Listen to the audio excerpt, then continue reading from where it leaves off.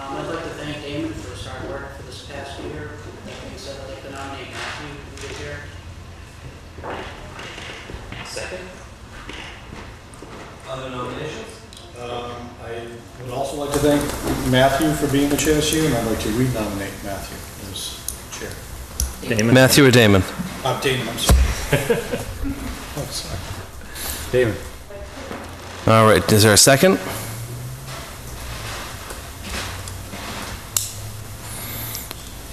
All right, so we have a nomination on the floor for Matthew as chair.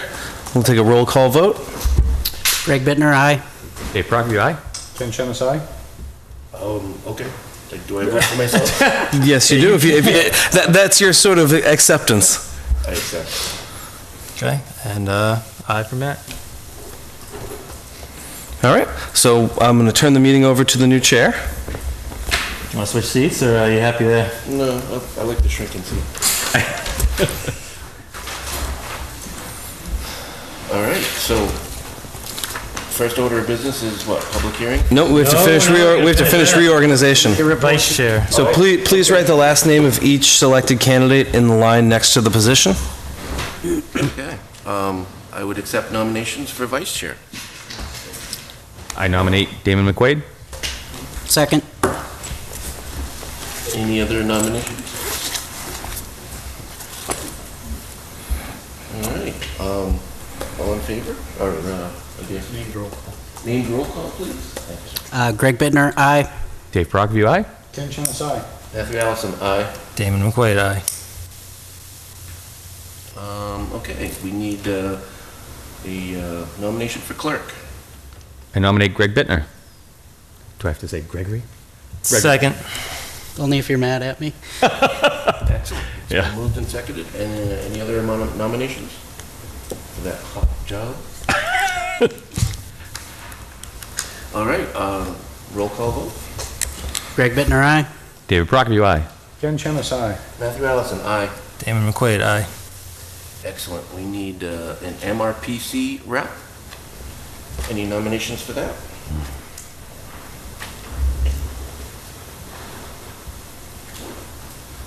All right, I'll continue.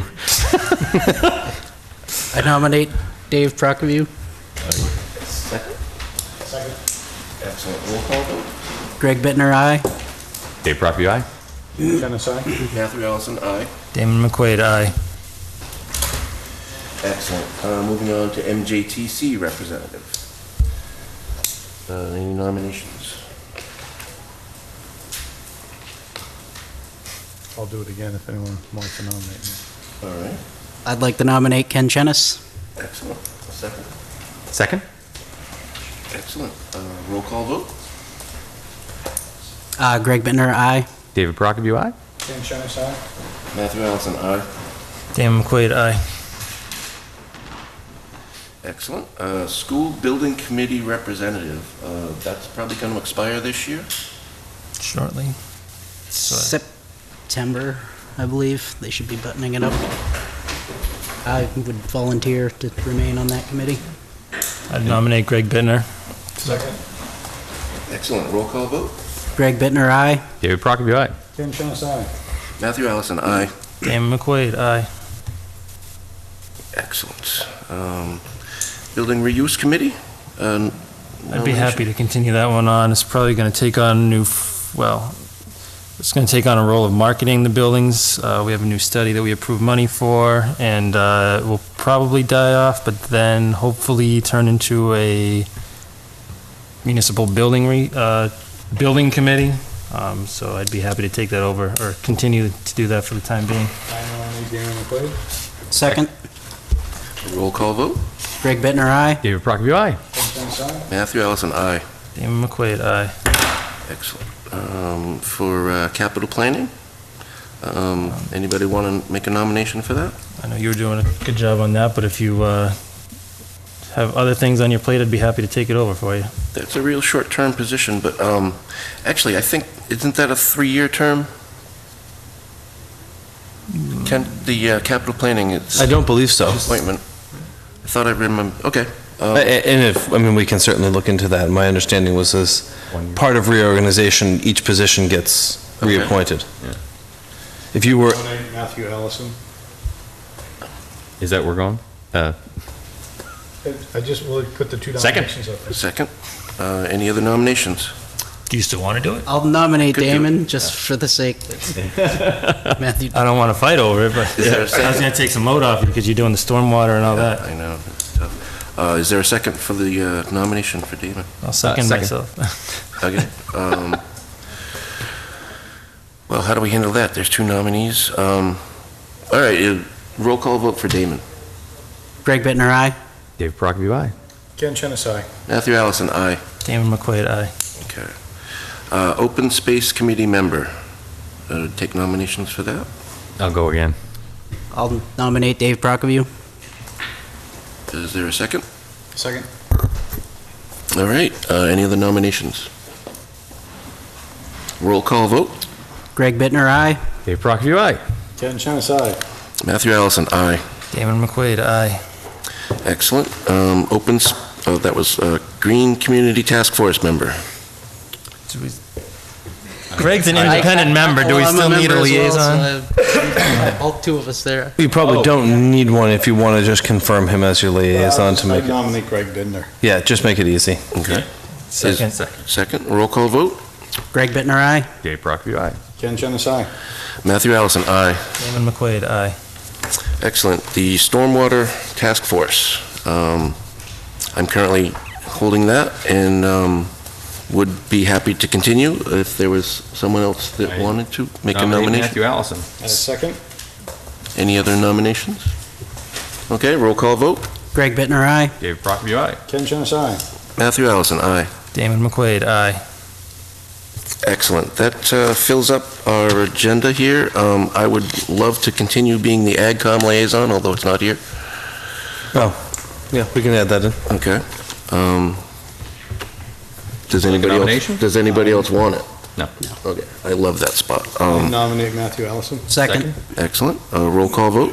Greg Bittner, aye. David Procopio, aye. Ken Chenisai. Matthew Allison, aye. Damon McQuaid, aye. Excellent. That finishes up that list. And I'm sorry, who do we decide for clerk? Greg. And for school building committee? Also Greg. Must have been Greg off my mind. And open space? David. David, okay. Sorry about that. Okay, that finishes up this list.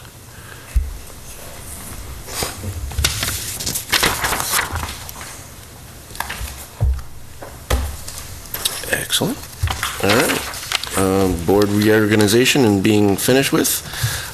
We will open up the microphone for any public comment.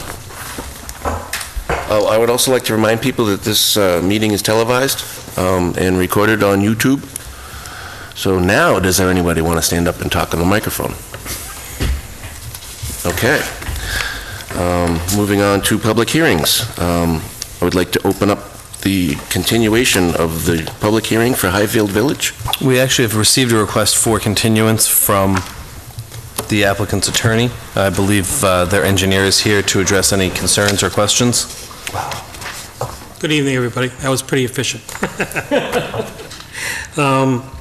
Back on March 28th, we came before you, and it was identified that we need a special permit for a dimensional variation with the Zoning Board of Appeals with respect to the open space.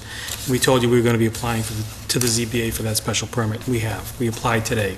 Everything was dropped off to the ZBA applications. Whitman and Bingham had to do further plans in order to support the application.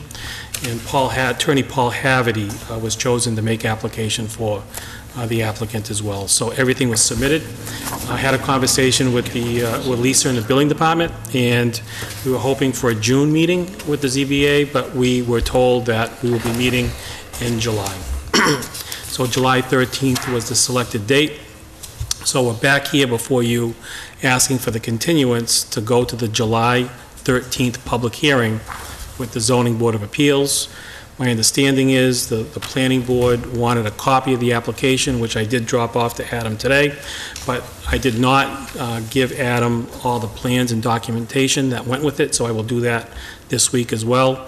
My understanding is the planning board wanted to comment on that application directly to the Zoning Board of Appeals. So again, we're asking for a continuance to follow through with that request, originally back March 28th, 2016. Go ahead.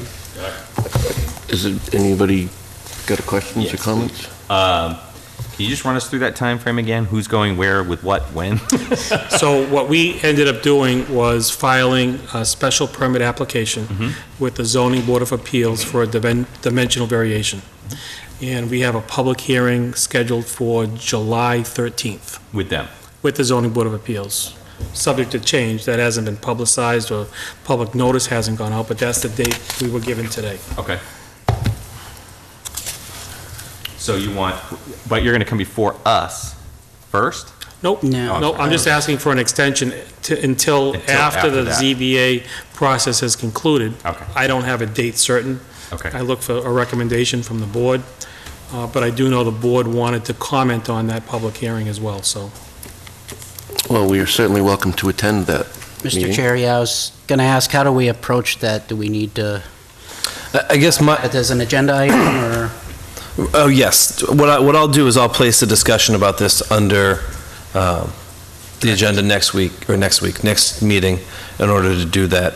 As far as the continuance, if the board's looking to entertain that, I think what you probably want to do is, being that July 13th is the hearing date scheduled, the zoning board isn't looking at any real technical issues, they're looking conceptually, so one can infer that they'd potentially be able to wrap it up in one hearing. If for some reason there was information they needed and it had to go 2 hearings, they should be able to do it one July meeting to the second July meeting, because I don't think any of the information they would be requesting would be information the applicant or his engineer or attorney don't already have developed. It would just be a matter of putting it in a consumable format for the board. So I think if you're looking into August as a continuation date, since they have a set date with the zoning board, which they didn't the last time they requested a continuance, that would be my recommendation. That will avoid the need to re-advertise and re-notice and go through that whole expense and hassle again, with the understanding and, obviously the sensitivity to the abutting neighbors who have shown through diligent research that they are interested in the project and they do want to be involved in the approval process. And having a date certain at least gives them, okay, we don't have to think about this until this date, and we can verify that they've completed their zoning board issues and that they're returning to the planning board with information to sort of discuss.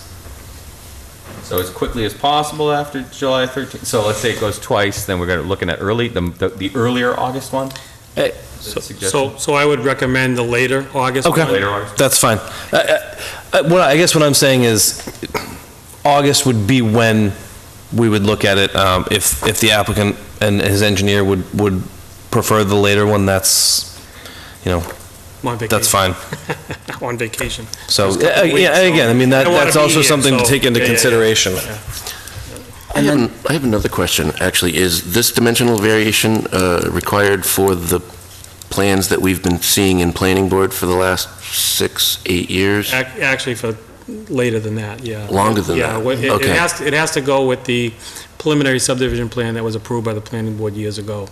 With Yeah, respect to the open space. yeah. And I think if you'll note, the memo that was sent around when the issue was originally, or at least raised by this board, in at least 4 separate letters dating back to around the approval of the preliminary plan, there was note that there was no information on the amount of wetland and steep slope contained in the open space.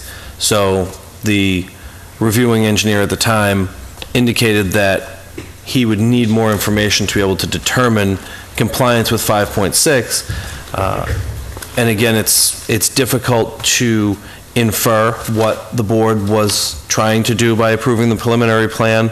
My understanding, just from knowing the process would be, they looked at it and they said, we're okay with the road, with the access the way you have it, we like the lots, so conceptually, we're okay with this, which is essentially what a preliminary plan does.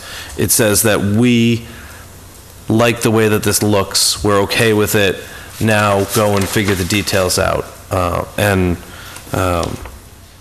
Let's see. Yeah, April 18th, 2005, June 8th, 2005, January 22nd, 2007, and November 17th, 2009 are all the dates that there was a letter from Marsden Engineering, who at the time was reviewing the project, indicating that there was a lack of information on the amount of wetland and steep slope, and I think that at the time that the applicant switched design engineers, the information was then put on the plan and became part of the review stream with Ross, and that was when the issue was identified. And so I think there's been... This one, it was confirmed, not identified. Correct. I think the applicant, the entire time back to 2005, felt that he was proceeding because the board had given him some approval and that they were okay with what he was doing, and that that issue was either something that the board could resolve themselves or wasn't an issue to the board. Well, I've made no secret of the fact that I have not been content with this project since I started on planning almost 4 years ago. And I think that in and of itself would be a reason to have them withdraw and reapply. I have not been impressed, and nothing against Whitbam, but the project itself just doesn't seem to have been reviewed. I mean, the 157 review comments the last time, after it had already been in planning for 10 years. And this thing has been noted since 2005 and had not been addressed in 11 years. I would like the opportunity for this new board, and everybody here is going to be here for at least another year, barring somebody steps down. I don't see any reason that it would take more than a year that they've got everything together to reapply and have it start from the beginning. This is like the 50-something extension in more than 10 years. So to continue on that train of thought, since Whitman and Bingham took over the project, we took that 150-plus comment, peer review letter, and brought it down to about 15 at the last time. And then at the last meeting, like I said, in March 28th, we identified an issue when we were doing that, and Ross brought it up again. We did the calculations. It is what it is. It's black and white. AutoCAD, you can figure this out pretty easy. So we brought that to your attention as well, identified a way to deal with that. The board agreed in good faith that we would apply to the Zoning Board of Appeals for that special permit, and that in good faith we did. So in good faith, we're back here before you asking for the continuance to continue on the path that we talked about on March 28th. Give us that opportunity to go to the ZBA and see what happens. I understand you're going to review it, you're going to comment on it, and we're going to have to deal with those comments. I understand that. And I do also know that if we are lucky enough to get that special permit, we'll be back before you to continue the conversation and move this forward one way or the other. That's my special request to you. Mr. Chairman, I didn't want to, Not at all. I don't mean to interfere with where you're going, but Sure. Pursuant to commenting on anything in front of the ZBA, have we been in touch with, has anyone been in touch with the CONSCOM or the Open Space Committee to find out how they feel about any sort of adjustment to the? No, I think that since this was filed today, if that's something the board would like, we can certainly do that in anticipation of the board's discussion. But where, the actual filing only landed today, there's been no discussion. It was, it was probably, about 2 o'clock or so this afternoon, Jamie, that they brought it over. So this hasn't been on anybody's desk terribly long. Okay. And Well, it'd just be my recommendation that we consider those. Oh, yeah, I think that's valuable to get their input, especially where we're talking about more wetland and we're talking about something that would be considered open space. And, to the chair's point, I don't know that the board has any vehicle other than requesting or suggesting that an applicant withdraw. And I know that that was a conversation that we had, was it this time last year, Jamie, or was it in September? So we had that conversation with Paul Haverty. Yeah, it was when you first were brought on board, and the applicant at that time, and I have to believe more so now, was cautious about wanting to withdraw, and I would imagine he still feels the same way, for whatever variety of reasons. So I think really the only option, if he chooses to not withdraw, would be a denial, and I think we run into some potential legal challenges with that. I'm not saying that there isn't a defensible way to do it, or that there might not be a basis for it, but I think that over the past, I'll say 9 months, because we'll cut out the time that Women in Bingham worked on it when they first came back, they've been working to make progress and address the issues. I'm not sure what some of the more recent delays were, but they've followed through on everything that they've promised to do, so I don't know what weight that holds with the board. Oh, I have no problem at all with Whitman Bingham. The problem that I have is with the client, their client. I mean, the project itself, I guess. And that land is going to get developed. I just would like to see it developed in a responsible and reasonable way, not getting a variance to 5 times more than the allowed garbage open space. And again, I think that's a discussion to have when we discuss their application to the zoning board. Right now, we're talking specifically about the extension. I think that the point of whether granting the extension is the board's desire or not is where we should kind of try to focus our conversation. And you recommend that we grant the extension? I think that, again, and I feel like I'm saying this for the second time, but we've come this far. They've followed through on the filing. It's not as if, they showed up and said, we're still thinking about whether or not we want to do it. They've paid the fee, the information's with the zoning board, they have a scheduled hearing date, you have the opportunity to make comment. I don't know that, even if the applicant walked in the door and said, I'm ready to withdraw without prejudice, the project's going to come back in the same vein that it is now. I don't think that he would alter the project, except for if he's denied the special permit for dimensional variation. I think that's probably the only thing that would cause him to change course. He's 11 years into this design. I can't fathom how many hundreds of thousands of dollars he's into this design. To blow it up now and alter it, I think, is not an option that he's going to entertain unless it's critical. And I don't see critical at this point, from his perspective. I share your frustration. I've only been involved with this project for almost 2 years, and I'm kind of at the end of my rope with it. And by no fault of any individual or any firm, it's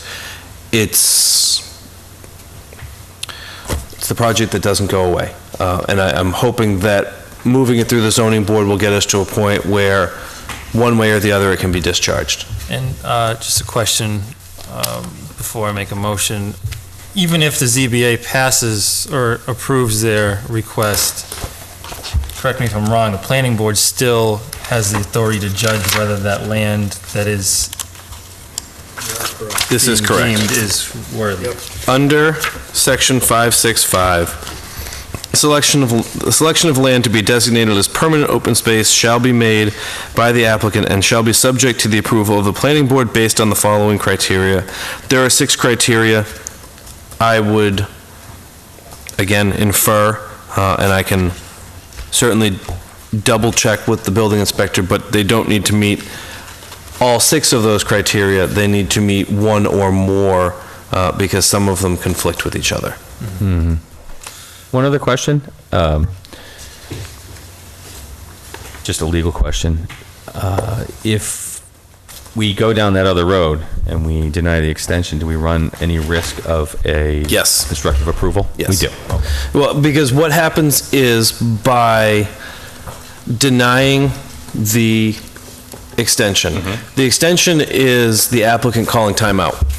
And they come in and they say, I have my own volition, want to put this whole process on pause. The time clock stops with 1 day having passed. If you say no, the clock just keeps rolling when you're not meeting, and when he gets to a very complicated formulaic calculation of how much time he's been in timeout and how much time the clock has been moving, he could get to a point where he comes and says, all right, my 145 days has passed, give me my subdivision. And then the board's dead in the water. Well, I don't, at this point, Mr. Chairman, my opinion is that, we grant the extension and get our ducks in order and, see if we can Sure. come to some kind of a So we need to set a date? agreement. So Yes. I'd make the motion that we extend, or grant the extension to the second meeting in August 22nd. August 22nd at 6:30. Also, though, I would like to put an agenda item for next meeting that the board review this letter, or the filing to the ZBA, and we file a official board recommendation. I agree. Second. Second. Discussion. I just, again, I agree with Matthew, and I know that Whitman and Bingham has put an immense amount of work into this, but I had questioned whether a new re-notification as opposed to a refiling, what it reset the clock on, and I'm still unsure of first of all, mine and Dave's, but anybody's over the past 10 years, 'cause I don't think anybody's been here through the duration of this No. project. Nobody. Marjorie has. Whether we're even legally able to adjudicate on it. All right, the motion's been moved and seconded for the extension. Is there any further discussion? Yeah, so, just to get this out there.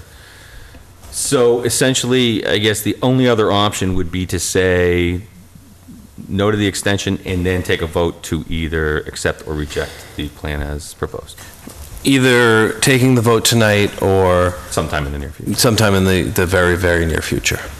Okay. Thank you. So we still have the motion that's been seconded. I guess we'll, all in favor? Aye. Aye? Aye? Aye. Aye. Excellent. Great, guys, thank you. Thank you. Actually, do you know if you're going to go before the CONSCOM again, before the ZBA hearing, or? So we're going to, we have an extension with the Conservation Commission, I believe, and whatever date certain that is, we'll be going back to them, Okay. letting them know we're going to the ZBA. All right, no, Yep. I'll just contact them. for The Z- that date. I believe the Concom didn't want us continuing to the next meeting, They wanted something out there to get through the process with the planning board and other committees before we go back. So I think we extended out quite a bit. they want you to finish our process before they finalize? We were having some issues dealing with this whole situation, and they asked us to continue it out a little further than what we've been doing with the planning board. Maybe you and I in the chair can sit down, because I think that they have the potential to influence and shape your project as much as this board.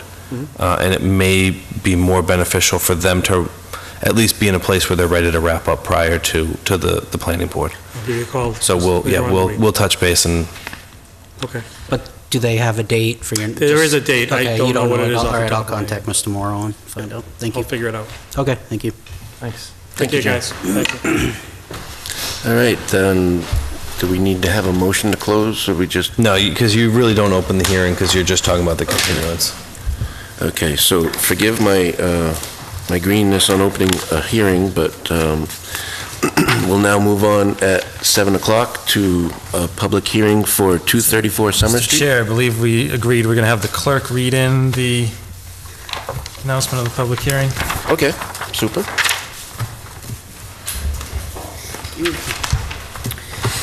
Town of Lunenburg public hearing. The Lunenburg Planning Board will hold a public hearing on May 23rd, 2016 at 6:35 PM at Town Hall, 17 Main Street, Lunenburg, Mass, to hear and discuss a site plan review under Section 8.4 of the Protective Bylaw of the Town of Lunenburg. The site plan review is to replace the existing retail facility with a single-family home at 234 Summer Street, map 117, parcel 0031, Lunenburg, Mass. Owner applicant Stanley Miller of 233 Summer Street, Lunenburg, Mass. The application and plans are available for viewing in the planning office. Mr. Chairman, if I may just note that it's actually site plan approval now, I'm calling it, not site plan review. Excellent. Good point. Good point. Well, welcome.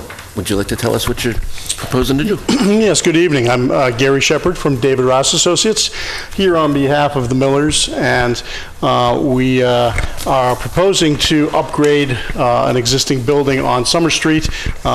You're probably familiar with it. This is actually the Miller Paving Company here on the side, and right now, the current lot, it used to be a vacuum cleaner sales building, and right now, this is kind of a compacted crushed gravel parking area here, so some of the paving company's trucks are parked right there on this property. What the Millers are proposing to do is to tear down this building, and staying on the existing foundation, they will replace it with a residential structure, which will be a nice, attractive, energy-efficient structure, and turn this into a yard, and this is going to be their residence. And the paving company will still continue to function on the side.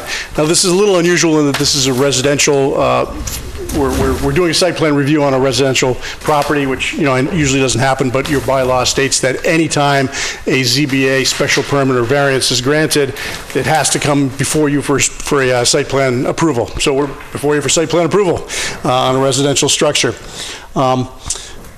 This is a non-conforming structure on a non-conforming lot that had its most recent use was a non-conforming use. So it's completely non-conforming, and because it was non-conforming in all those ways, we were able to go to the ZBA and ask for a modification of the use to residential. It's in a commercial zone. It was a retail use, and so we've asked for the modification to residential, and the ZBA granted that. The ZBA also granted us permission to tear down a building and replace it, and also to modify the offsets that we had. I should point out briefly that there was two ways we could have come at this project. This is also in the Summer Street Revitalization Overlay District, so we could have not asked for the variances. We could have applied directly to the planning board through the overlay district. And we sat down with Mike Savageau, the building inspector, and we kind of looked at all the regulations, and we saw that there was two paths to do. One was to go just through the overlay district, and the other was to go through the ZBA. And when we kind of analyzed it, it seemed like it was a little less complicated to go to the ZBA first, and also the ZBA was a little more predictable. Because the overlay district is new and it's untested, we didn't really want to be the test case to go through and possibly get in trouble. So there was a clear path by going through the ZBA. That's the path we took, and now we're in front of you with the site plan review. All right, again, so to cover what we're going to be doing, the existing structure is going to be taken down and replaced with a residential house. The drawings were included in your application of what the house would look like. Currently, there's pavement here along the side, and it extends down here. This pavement's going to be removed. Some of it will be removed, and some in this area here, and it will be repaved so that there's a little bit of a loop driveway. There is going to be garage openings in the back of the building here, so they'll be able to go down and park underneath in the back, but visitors and people stopping by will be able to use this loop driveway, which will improve the traffic flow. They'll be able to head out into Summer Street in the forward direction. Also, we'll have some landscaping here, and landscaping here, some nice green space up against the road, which is going to improve the attractiveness of the area.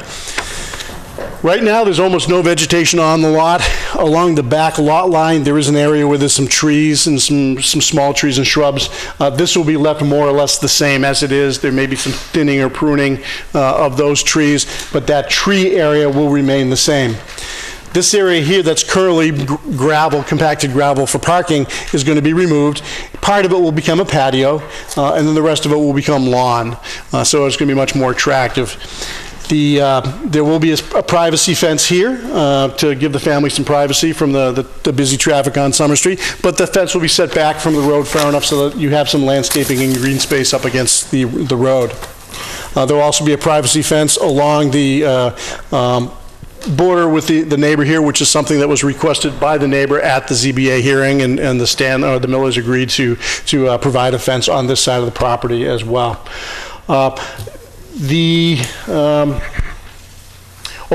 Other site plan review issues. As far as lighting is concerned, we're not proposing that the site's going to be all lit up or anything like that. It's just a residential structure. There will be some typical sconce-type lights on the sides of the front door, and then also on the side door over here, there'll also be some sconce-type lighting, but that's it for site lighting. Drainage. When we have a residential structure and also a reconstruction or redevelopment like this, we don't necessarily have to, fulfill all of the requirements of stormwater, but we want to improve the existing condition. So what we've done here is, by removing some of this pavement here, we're reducing the amount of pavement, so the amount of runoff from the pavement is decreasing. The footprint of the house is going to be almost exactly the same. We did add this little porch area on the front and on the side, so there's going to be a slight increase in the impervious area of the house. However, what we're proposing is on the eave sides of the house, there'll be gutters, and the gutters will be going down to dry wells. So whereas now there's basically 0% recharge from the footprint of the building, in the redeveloped area, the recharge from the gutters will go into dry wells, and so there'll be significant recharge from there.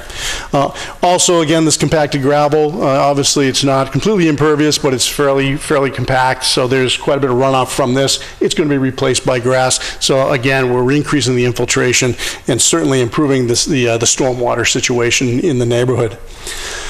That's pretty much the project. I'm happy to go into the details and the minutia of what we did at the ZBA in terms of the offsets and stuff like that. I'm not sure that it's really necessarily that relevant to a site plan review, but I'll turn it over to the board, and whatever questions you have, I would be happy to address them. Okay, very good, thank you. Is there board comment? I just have just a quick question. The ZBA granted the lot size exception against the overlay or against the underlying zone? Underlying zone? Yeah, it was done as commercial zone, and they granted us the ability to change the use from commercial to residential. And they also enabled us to, we increased our nonconformity slightly by building the porch, which brings us slightly closer to the front road, to the road. So they granted an exception for that as well. So it was dimensional regulations and use regulations. But they also granted the exception for the lot size as well. What it was is, it's a pre-existing non-conforming building and a pre-existing non-conforming use. So the building's non-conforming due to setbacks and lot size. So in order to alter, demolish, or rebuild, they need approval from the zoning board for a pre-existing non-conforming building. And so they got that relief based on lot size and setback. The building is on a lot that's not conforming, and the setback, the front and side setbacks were non-conforming. So the ZBA granted them permission to alter the front setback and to reuse the existing foundation for a new, or the existing footprint for a new building that was non-conforming in setback.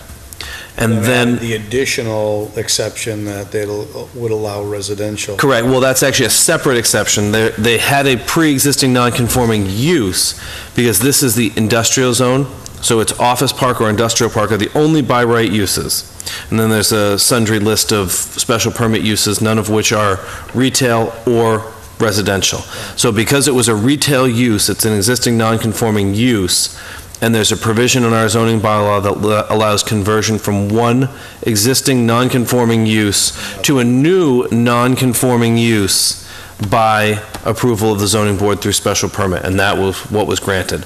So Alteration from retail to residential by nonconformance. So basically, this is just a straightforward site plan approval, and it has nothing to do with The overlay. the overlay. Correct. If the Millers had chosen to combine the 3 lots that they own, Yeah, then they would be applying to the planning board for, the overlay. yes, for site plan approval under the overlay, under the guise of mixed use with the paving operation and the residential operation on 1 lot. As mixed use. Okay.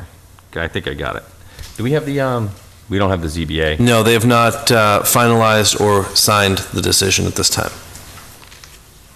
Is it prudent for us to move forward without it? I would think it would be a valuable thing to have. Well, yeah, I think that you can certainly get to the point where you are ready to vote and continue to the next hearing if you'd like to include or view what the zoning board includes in their decision. I think what happened was, we had set this hearing to be at a point where the zoning board would have voted and potentially would have had it issued their decision. And the original meeting that this property was intended to be in front of the zoning board for, they were less a member for quorum for voting on a special permit. So it was continued. So they only had their hearing with the zoning board, was it a week ago, 2 weeks ago? Yeah, 2 weeks ago. So they, We'll hash some things out under some assumptions. and I mean, you folks can certainly ask all the questions you want Yeah. and get it to the point where you're comfortable with it.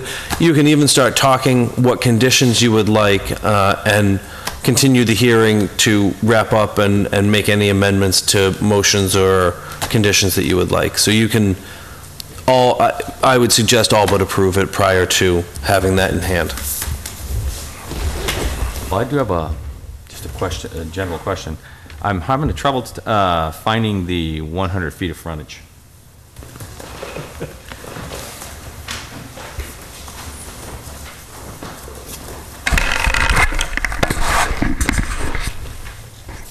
At 83.81, and I got 10.1? And 16.19? Right. Yeah, Where does okay. the Yeah. 83 end? the crow's feet Yes, missing. There's the 16, there's 1 crow's foot. Yeah, I can see that, probably should have been a little Oh, crow mark right there. yeah. I see, yep. And then 16. Oh, okay, thank you.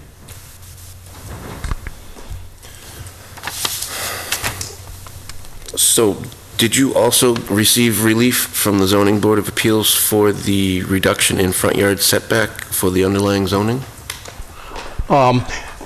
Yes, the current structure is 37.2 feet to the overhang, and it's 39.7 feet to the foundation. The foundation will be the same, remains 39.7, but the front porch, because it sticks out a little further, will be 32.6 feet. So the ZBA granted that we could do that. So that was that's a variance that they granted. That's interesting. And what size fence did we go with? Is it I'm not sure that it was specified. The understanding was that this would be a tall enough fence that it was a visual barrier. So whether that was 6 or 8, that's a good question. I don't know if that will be in their decision or not. But that's our intention. This would be a typical stockade fence, not to block the view. Is Mr. Piermarini in the audience? I would think that it would behoove us to get some, he wrote a letter. Would you like to stand up and? I'm gonna have my wife. Sure. Yep, sorry. That's good. I'm gonna get my gavel. Yeah. You're out of order, Mr. Bond.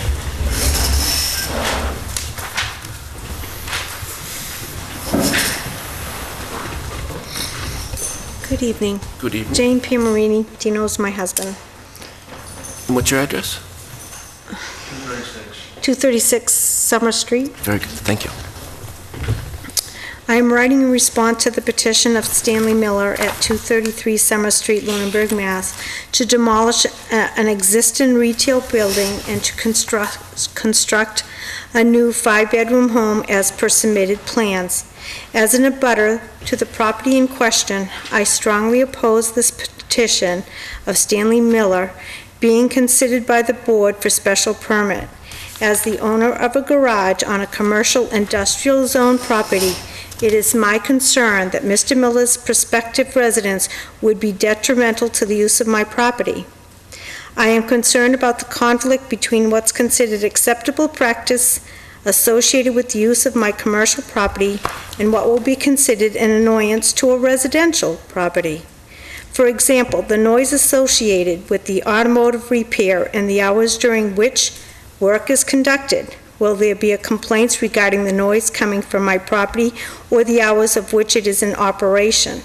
I have surveillance cameras on my property to monitor and protect the property and my property and other vehicles left on the property.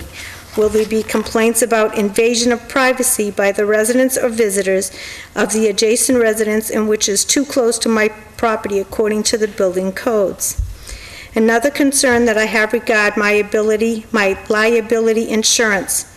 It concerns me that having a residence adjacent to my commercial property would increase the probability that damage would come to the vehicles which are parked outside of my garage. For example, if a baseball from the residence hits the vehicle other than my own, I would be liable for that as the damage occurred on my property, so affecting my liability insurance due to the claims filed. Likewise, if an individual from the proposed residence were to trespass on my property and become injured on the equipment on which I have stored outside my garage on my property, I again would be liable as it occurred on my property, again affecting my liability insurance. Finally, I feel that the allowing of residents to be put on property which is specifically zoned as commercial industrial would affect tax rates and saleability of my commercial property. Having a residence adjacent to my property would discourage prospective buyers of a commercial property. Buyers would be discouraged from purchasing my property due to all the concerns I have formally voiced. In closing, I would like to reiterate that demolishing an already non-conforming structure from the property in question and constructing a 5-bedroom home would be detrimental to the commercial industrial zoning property on Summer Street in Lunenburg, Mass. Thank you for consideration. Okay. Concerning regards the building of residence on 234 Summer Street, ground contamination. As prior and existing commercial property, the lot on which the residence is proposing to build was formerly used for an automotive paint retail business. This business could have generated hazardous chemicals. Back in the day, these businesses were in operation. Laws and requirements for handling and disposal of such chemicals were much looser. Also at present, Mr. Miller parks his industrial trucks and equipment to do with the installation of asphalt on said property. Also, another company named A&M Asphalt Paving has trucks operating off this property. The Miller Paving Company, along with parking equipment on this site, regularly washes down its equipment on the property. Could there be concerning contaminants of the ground? Would it be safe for a resident to be on this lot? Should testing the ground soil be considered? Building layout. In the application of special permit blueprints of the building seem to indicate there are 2-stall basement garage entering to the rear of the building. How will the garage be accessed given the layout of the property? Multiple properties. If in the end, Mr. Miller is granted the appeal to construct his residence on 234 Summer Street, it should be considered that he owns 3 consecutive lots, including 234. By combining these properties requiring the frontage and side setbacks may meet the current building codes. However, this would be detrimental to the office park and industrial zoning of this area. Defining borders. If in the end Mr. Miller is granted the appeal for construction of said residence, I, Dino Primarini, would be concerned about the residence being adjacent to my commercial property. Therefore, it would be my wish that a permanent protective fencing would be installed between the properties to protect from trespassing or damage due to the fact that the neighboring lots are a different zone assignment. Having an industrial property next to a residential property poses dangerous possibilities. It would be my wish for a 10-foot privacy fence to be installed from the rear of the property to the road between Mr. Miller's property and mine. I would like the fencing to be placed 4 feet off the boundary on the property of Mr. Miller. The installation and maintenance of the said fence should be the financial responsibility of Mr. Miller. Please find the photo of the vinyl fencing that I would like installed. And there's a picture on the back page. Thank you. Thank you. So, Adam, just a question for moving forward. I am also concerned about putting residents in the industrial district, but is that something we can talk about right now, granted that the ZBA already approved that change? I mean, you can talk about it, but you can't, that can't be your basis for denying anything. What we're looking at is the shape of the lot and the objective items outlined in 8.4. The fact that you have concerns about the residents within that district may inform some of those objective items, but it can't be the basis for saying, oh, we don't like this. You could feel that the driveway doesn't have sight distance, which anybody who's driven down Summer Street would say it'd be hard to not have sight distance on Summer Street because you could probably land an airliner there. But some of the other items you can certainly delve into based on that, but no, the zoning board has granted the use. Is there anyone else in the audience that would like to have a say one way or another on this? Certainly, please.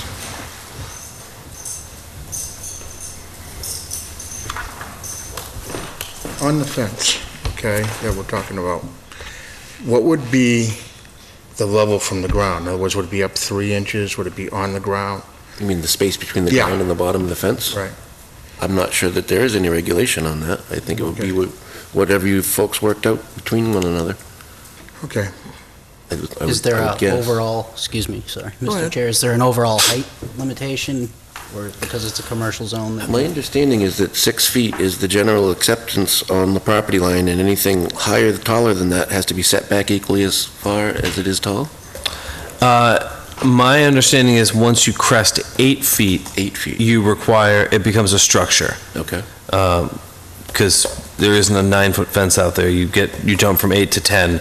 10 feet becomes a structure. Structure requires setback, building permit, all of those things. At 8 feet, it's not a structure. I believe it can be placed on the property line, but I believe that at 8 feet, it requires a permit. So it would need to be noted on the plans when they file the permit for the house, but doesn't need to meet the structure setback. Interesting. Would I get a letter stating what you came up with as far as fence height and stuff? There will be a determination and a written of findings, right? There'll be a written approval, and once it's signed by the board, you are welcome to have a copy of it. Okay. And I also realize 10 feet ain't gonna happen. I mean, let's be serious. But I figured at least 8, that would be me. Only because it's commercial against residential now. Sure, sure. Thank you. Thank you. Thank you. No other public comment?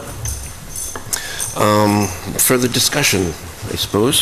So based on those concerns, I would like to see on the plan submitted a detail of the fence that's going to be included on that property line. I'd like to see it in line with what the abutter has requested. With the exception of the height, Yeah, say 8 feet. 8 feet, say, Would be maximum? acceptable. yes, and also probably the vinyl, so ages well and requires little maintenance. Yes. I would agree with that. I think we're absolutely happy with 6 feet. We'll go to 8 feet if that's what the board wishes. But I think I would prefer to have you condition it and tell us what you want rather than have us propose a detail. I have hundreds of details I can choose from, but I would rather have you say it's got to be 8 feet and X, Y, Z, and then we'll be happy to do that based on the condition. Well, my understanding from the neighbor is that it was not only a visual, but also a sound barrier for business. Not sure chain link is going to do that. And I don't think that even with the slats in the chain link, that would do much either. No, it needs to be solid. There are shadow fencing, but wood construction, and I'm not sure we could actually require them of something that requires a permit, could we? You can require anything. They would have. And to if go- they choose to appeal, then we find out whether or not it's legal. I would generally suggest that requiring 10 feet would be a bit draconian because of the setback imposition. I think 8 feet on the property line. If they weren't going to pull a building permit at all, then, there might be some discussion. I mean, they're going to file a massive permit application. I think the inclusion of a fence is not going to tip any permit fee or review beyond what is probably reasonably expected from the construction of a 5-bedroom home.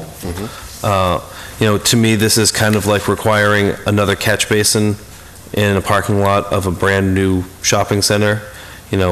Might they hem and haw about it and not want to do it?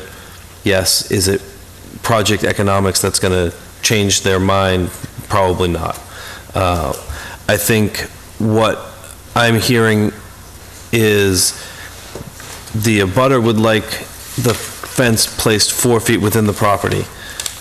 If we look at the plans, there is a 10.1-foot driveway traversing the side of the building there, which in and of itself is going to be very tight if you drive anything other than a compact car, and putting the fence 4 feet in that, we're essentially telling them that their They're going back. garages in the back are going to be motorcycles, or they're going to have to change the driveway location. Excuse me, Mr. Chair, that's what I was going to ask about the driveway width. I don't think it conforms to either residential or commercial. According to 6.4.3.5 in a residential, it would have to be 13 feet. In a retail, commercial, office park, and industrial districts, it has to be 14 feet wide. And it is a pre-existing non-conforming driveway, which they're not altering. So I would infer that the building inspector met with them. I know he met with them. I would infer that his review included a sign-off on that as pre-existing non-conforming. That was going to be my next question. Has he determined that the foundation can support that new structure? My If not, could we condition that it be moved over if they have to dig a new foundation anyways, to make the driveway conforming? No. Well, could we condition it? Yes, but my understanding is the building inspector has a letter from a structural engineer that the foundation as it exists meets the 2009 building code for reuse of a foundation. There would clearly need to be a reinspection of said foundation after the demolition to ensure that what the demolition as it was done left the foundation in a state that could be reused. It's a block building, so I have a feeling it should be pretty easy to Reconstruct. take apart in a way that will leave the foundation usable. But, the proof is in the pudding. Well, it's probably a slab foundation existing, and is this going to be a slab foundation house? I don't believe it is a slab. So then, There's a full then they're basement. going to be taking the whole thing out anyway. No, there's a No, full they're basement. They're gonna Do they have your There's a full floor-to-floors basement in on- the business existing? Yes. Okay. There's a floor to My- floors. my misunderstanding. As far as the driveway goes, I'm not concerned about the 10 feet because the dimensions and the bylaws, I'm sure, are for access for emergency vehicles and whatnot to access the property, and they don't need to travel down the back there. Mm-hmm. So that area, 10-foot wide driveway doesn't concern me. There is something that concerns me a little bit, is the way this was approached. Had it not gone to ZBA and had it been brought to planning as a change of use, then the existing nonconformance would not apply. Is that correct? Well, it wouldn't have been brought as a change of use. It would have been brought under the Summer Street overlay as a mixed-use development for site plan approval only. So we'd be in the same situation. They'd be moving the building because they'd have to meet the side setback. And potentially, they would have had to go to the zoning board anyway for reconstruction of a pre-existing structure if they chose to reuse the foundation, which my understanding was their intent all along. So it still would have been a two-stage process. So back, If I could just add to that, a couple of times it's been mentioned that we violate the side offset. We don't violate the side offset. The required side offset is, let's see, is 6 feet, and we're 10.1, so we meet the side offset. It was just the front offset that we didn't meet. But you were exactly right, Adam, in that we still would have had to go to the ZBA to tear down and replace, and we still would have had to go to the ZBA if we wanted to put the porch onto the front, because that was an increase. And so that was why our thought process when we sat down with Mr. Savageau was, well, we got to go to the ZBA anyways, and the ZBA can take care of all of this. Why don't we go through that process? You know, and then it turns into a fairly simple site plan review here with the planning board. Hopefully a simple site plan review. And just a comment on the 10-foot. 10 foot's a standard travel lane. You know, a lot of times you have 24-foot roads or 20-foot roads, so 10 feet is a standard travel lane. It is a little tight if you drive in Suburban or something like that, but you can do it. I mean, I drive an Expedition and I can get down a 10-foot lane. It's not ideal, but it's certainly doable. You know, my comment to tight goes to, there's a wall on each side. And once you start introducing snow and other items, it gets exponentially smaller. Sorry, I didn't mean to interrupt you, David. and according to the plan, you're going to have, there is space before you get to the building, as I see it. You have that little, it looks like is it a garden area right in the front there? The half circle? Yeah, this will be a landscaped Someone area. pulling in is going to be stuck in the road while someone's coming down along the building. You have Correct. plenty of area to move around. Correct, and actually, this line here is actually the sideline of Summer Street. Summer Street is extraordinarily wide there. I understand it's going to be, so there's plenty of room, you know, I mean, you can stack a car in here, even before you get onto our property. But then once you get onto our property, you know, you're right, you can have a full car sitting here, and if someone's coming out, you just pull over here out of the way. Okay, So. good. Yes.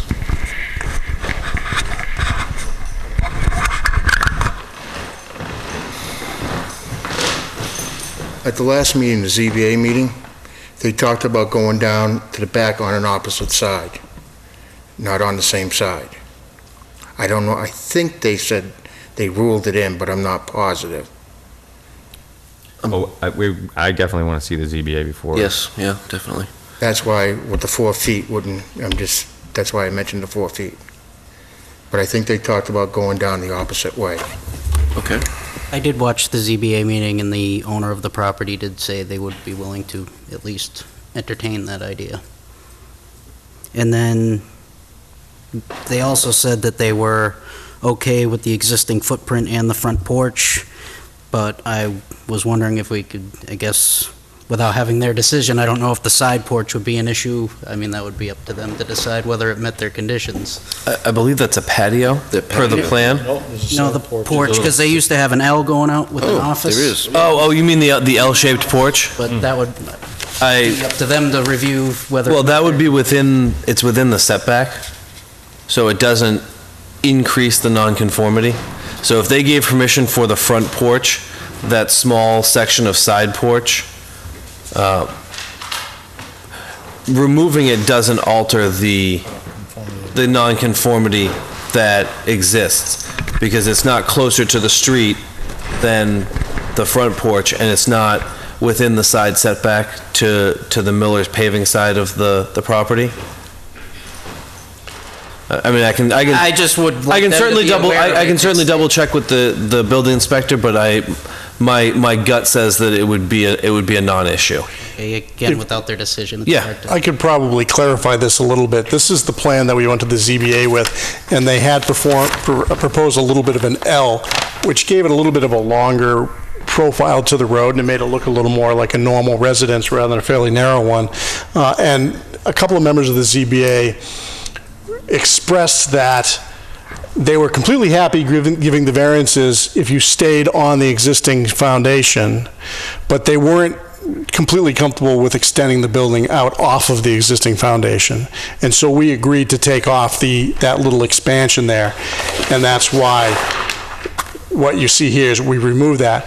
Now, we did speak specifically about the porch, and they all said, oh, no, the porch is okay. We don't have a problem with the porch. We don't mind that. We just don't want the building being expanded out beyond the existing foundation. So that is why we went to the current configuration where we are staying on the foundation. Porch, as you know, is going to be built on sonotubes or something. It's not over a foundation. And so since this is shorter than it was, we didn't see that there was going to be any problem with just wrapping it around the side a little bit. Any further questions? I mean, we are going to continue this until we... Yeah, I just would love to know how everybody else feels about the heights of the fence, and I think moving it 4 feet off of the line is going to impede it's going to impede their ability to use the park. Well, was there any intention at all to continue to use the driveway? There is. Access is the garage. Yes, I'd like to give Mr. Permarini a great deal of credit coming up with the 4-foot thing. That was clever.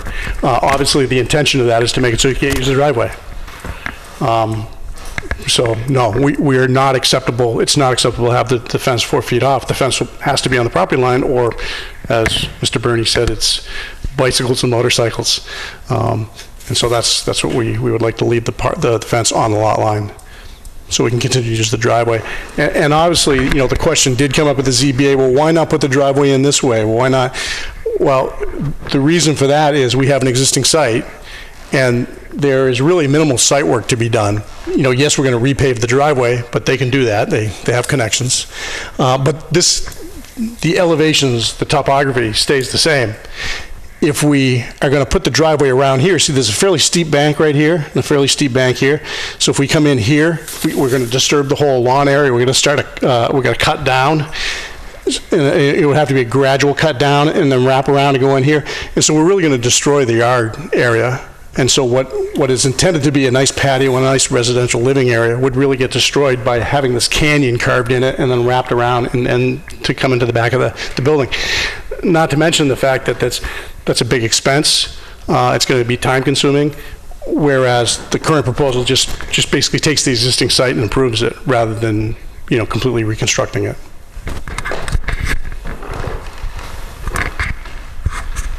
Did you have something more to say? Please come up and say it. Again, I think if you go back into the meeting, because like the gentleman said, I think they did say to switch it over. There was one of the stipulations when I had redone them, because I got the disc of the meeting and redid it. Mm-hmm. And I think one of the stipulations was the fence and the way the driveway came in. Okay. Now, as far as this driveway, I have a question for you. Sure. This driveway, have you been using that? Because it looks like there's a strip of pavement on your property that... I own most of that thing. They own 10 feet off, I own the rest. So, I mean, has it been, there's no use easement granted for a specific amount of time, no? And there's currently no structure between the two. There's no fence there today. correct? No, It's just- all is there is barrels right now. There are barriers. Okay. Yes, there's 55-gallon barrels filled with water. Okay. Oh, okay. They've been there for over 5 years. So do you own only 236, or do you also own 240? No, I only own 236. Okay, that's gonna make it tough getting into the back of your lot, I don't know. But again, it's... Okay, thank you. Yeah, so whatever else we think we should talk about to get everybody thinking about for the next meeting that we have on this? The fence. I actually do have a question. I'm sorry. There's no fence there today, but if there was a fence put on your property line, would that take away a use of the back of your property that you have today because you go onto their property? No, I don't go onto their property. I have enough room to get down. Okay, so you have enough room to get down as long as you're staying on your own property? Yes. And you can still use the back of your Yes. property? Okay, fine. That's all I need. Thanks.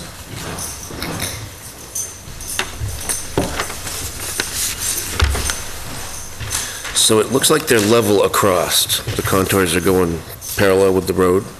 So they're going to be at nearly the same height. The 6-foot would give some barrier. But again, I'm not so sure about requiring something that requires a permit. That would be my concern. No, I don't think 8-foot would require a permit. I would rather get closer to. You said 8 foot. I think it would, but again, I think we're talking about a permit in conjunction, we're not talking about a separate permit. It could holistically be rolled into Okay. the permit that's granted for the construction of a single-family home. We're talking about a 5-bedroom home. This isn't someone looking to put up a 900 square foot, 1-bedroom summer camp. This is a significant home. It's a significant investment. I think the $12 extra or whatever on the cost of the permit is not, I don't think it's a make or break on the project, and I think that, there's no additional review, it's just, okay, we're putting a permit, we're putting a fence up, included as part of language in the project description for the permit. I think it would be perfectly acceptable to put the 8-foot vinyl fence on the property line, such that the privacy and noise limitation would be met, even though it does require a small additional permit fee. Yeah, I agree. I also agree with Ken on the 8-foot. If there's not anything else we can do for the abutter, we might as well get him a good fence. Yeah, I mean, I think that the structure itself and the way that they've laid it out will have a lot of a significant impact in the way that they get along as neighbors, because a lot of the activity is obviously going to be positioned to the right and not on that boundary line. So, daily activities, I think, will be kept away. The things like the random baseballs and stuff like that would have to go through the house first. So, I think the fence makes sense. Yes. While we're completely in agreement on a fence, you'll note that on the site plan, the fence stops about 15 feet from the property line. Yeah. Right there. We would recommend that rather than continue all the way to the property line, it should be allowed to stop away from the property line, just because it starts to interfere with your sight distances when you get too close. Now, Adam, are you aware in our bylaw of the frontage requirement for multiple openings of driveways? I believe it reads that less than 200 feet of frontage, you're allowed one driveway opening. I would agree with that's what it says, if I recall what we wrote correctly. Would this qualify as a single since it's a loop, or would that actually be 2 openings? I think that in the instance of a single-family home, this would qualify as a single. The separation was put in there under the understanding that generally commercial properties are going to look for multiple driveways on a large stretch. I think the opportunity for multiple cars to be pulling out of both entrances of this driveway at the same time on a regular basis is limited, and the intent of that provision, and if I recall correctly, the language is to prevent conflict of vehicles exiting from a site, both in volume and proximity. So if you have a lot of vehicles exiting 50 feet apart from 2 driveways, the opportunity for interference between each other is greater. Think that we're talking about a single-family home that, in all likelihood will have 2.5 cars, and if they're leaving at the same time, they're aware of the destination of the other and can line up their exits in a way that prevents them from having a crash, as opposed to 2 unrelated people in 2 cars having no knowledge of each other's movements or destination, exiting from a commercial driveway that is too close in proximity.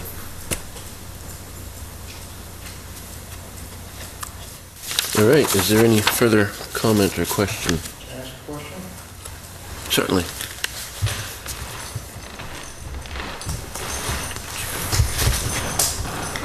On the front side of a fence, okay, like the first section, because you got to be able to see, and I understand that, coming out the road. Mhm. Could you lower that a little bit? Could it It be was like jump tapered off down? of 4, right. and then go to an 8, or, I don't see any reason it couldn't be. And it looks like the engineer doesn't have a problem with it either. I believe I it would, understand you gotta be able to see. You mean are you suggesting putting a piece in, but making it a lower piece? Well, Is that what you're saying? Or taking the Like first one this- that we're seeing The on the scallop plan? slope, I think it's on the picture. yeah, I think he's suggesting for the final 15 feet, having this fence start to step down. the first stuff can step down. I don't know what the requirement is. I don't know if it's 4 I feet. think 36 inches would be the highest you would want the fence at the property line, because 36 inches is really where you start getting to interference with smaller cars and sight lines. Clearly, if Mr. Shepherd is pulling out, he's not going to have any problem because he can see over most cars. But if I went up there, I'd have a little bit of trouble in my roller skate. Well, decision and decision and stopping sight distance are based on a 3.5-foot elevation. So that's still gonna impact the sight distance. Well, my question, I still would like clarification on this. Are you suggesting, because there is 15 feet before the fence starts, are you suggesting, correct? Is that correct? That's correct. Are you suggesting putting a piece in that 15 feet that does the dipping? Yes. Okay. Now, it was from the beginning, okay? That way the fence can just continue to go, then goes back up to 8 feet and goes all the way down. That's what I'm suggesting. Okay, thank you. I just wasn't sure, I wasn't No, clear no. on that. Because I understand you have to be able to see. Yeah, definitely. Thank you. So, Mr. Chair, I understand we'll condition these things as the applicant has requested, but if we can get a modification to the plan to show the 4 to 8 foot, so when we approve it, it's there. Sure. Like a fence detail? Is that what you're looking for? Not even just a detail, because, I mean, we're just going to call it, the height's what is important to us, I think, and to the abutter. Well, I think the type of fence too, I think a full privacy vinyl fence. Yeah, Solid, yeah. exactly. Solid. We don't need a specific Brand. Not brand name. brand or spec or anything like that, but just the height and that it's a vinyl full panel privacy fence stated on the plan with the heights just described. Well, I think we have to, we need a motion to, or if we have to condition it that we're going to extend the extra 15 feet as well. And that's- Correct. Not until we close the. Not until, yeah, Right. exactly, Yeah. that's right, yeah. But when, So that's still whereas they're open. coming back, it'd be nice to have see that on the plan. Sure. And you have, Just for clarification, was the preference of the board to be 8 feet? I believe so. Yes, with the first With the 15 exception feet. of the first 15 feet, which could be 3 feet. Yes. Now, just to clarify, that's 15 feet from the property line, not the road line. correct. Right. Yes. Yeah. They can't put fence off of their own property. Actually, putting a 15-foot fence all the way to the property line wouldn't really impede the sight line, would it? Because the road line is so far from the property line? So- One could certainly infer that. You get Those- 20-something feet before you actually get to the road, right? Those, the summer's going to change quite a bit. Correct. I don't know how much of that section's going to change, but we should, I think that dealing with the property line as the edge of sight distance would be an appropriate way to do it. We don't know what's going to happen on Correct. Summer Street in the future. I mean, right now, you're right, it's an airport, you can see forever. But if they were to put a sidewalk in here and some trees and things like that, a car that's parked here and coming around, when you start to come around the circle here, is when you're going to start to look off in this direction to see what the visual, see what it is. So I would want to protect that first 15 feet, just, not knowing what the future is going to bring. I would agree with that. Fair enough. Right. And If there's a sidewalk right on the property line, that would matter. yes, and I think the board certainly can vote on preference for items now if they feel like it is not in conflict with what the zoning board may have put in their decision or issues that you feel are open. So if you want to require an 8-foot vinyl fence, if you want to require the final 15 feet to have a 3-foot fence, you could certainly vote that now, not as an approval, but as, if we issue an approval, we feel this is an important condition. Or you can do a straw poll saying, we support this and we want it as a condition, and direct the applicant to put it into the plan. I would be comfortable with a straw poll. I Again, still want to see the, you know Yeah, what I mean? I that- just want to have the thing in hand. So did we want to do a straw poll on? One question. Sure. Actually, a couple of questions, I'm sorry. On the fence, okay, is it required that the first 15 feet be low, or can it be the first section of it? Generally, the 15-foot is, usually you look at a 15-foot triangle at a property line for sight distance. Okay. So it would be something that we would want to keep open for visual Okay. identification. And the other thing was, did we decide on the driveway thing? About going on the other side or not? Well, we are going to wait to hear back. Oh, okay. To get the decision. I just wasn't sure. I thank you. Yep, thank you.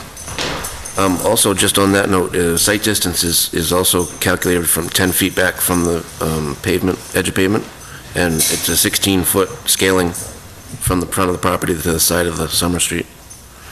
So that would also be a moot point. Any further discussion? No, I'd make a motion that we continue the hearing to next meeting, good, Adam? Or Yeah. when's the ZBA going to have their decision? I would hope that they would have it for the next meeting. Is there a preference? Would you like the next available meeting? Yes, June 13th. And we can assume that we'll have the results from the ZBA hearing by then? I would think. I don't assume anything, but I believe that would be a reasonable Reasonable thing to think. expectation. Sure. So I move that we continue the hearing to June 13th. Second. A discussion? Any discussion on that? No, I have some discussion. Okay. I want to be clear that so far, the two things that the board has put on the table for condition or alteration of the plan is that 15-foot section of fence at 36 inch or less, or at 36 inches, and that the fence be 8 foot tall for the remainder of the property line and be made of vinyl, Solid vinyl. solid vinyl. Solid, yes. Yep. Okay. Privacy fence. Also, it can't disrupt the existing boundary markers. There's 4 railroad spikes, so those would have to be honored and held. I'm not sure about the technicality. They're not at an angle point, but they are on the line. Railroad spike found. Railroad spike F means found. So those are property markers.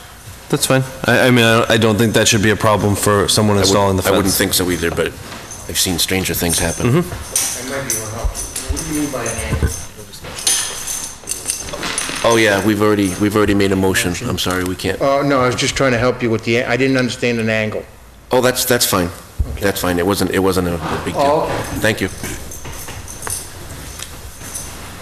So, That's all I've got. We're also making an assumption that the ZBA has approved the plan as was presented here. Correct. Without any verbal altercations requested of it. Correct. And you're, clearly have reserved the right to impose any additional conditions necessary based on what their decision includes in it, because what you're doing now is just continuing, and you're saying that these are directives based on your understanding of what is going on, and it's not a voted motion or included in any approval at this time.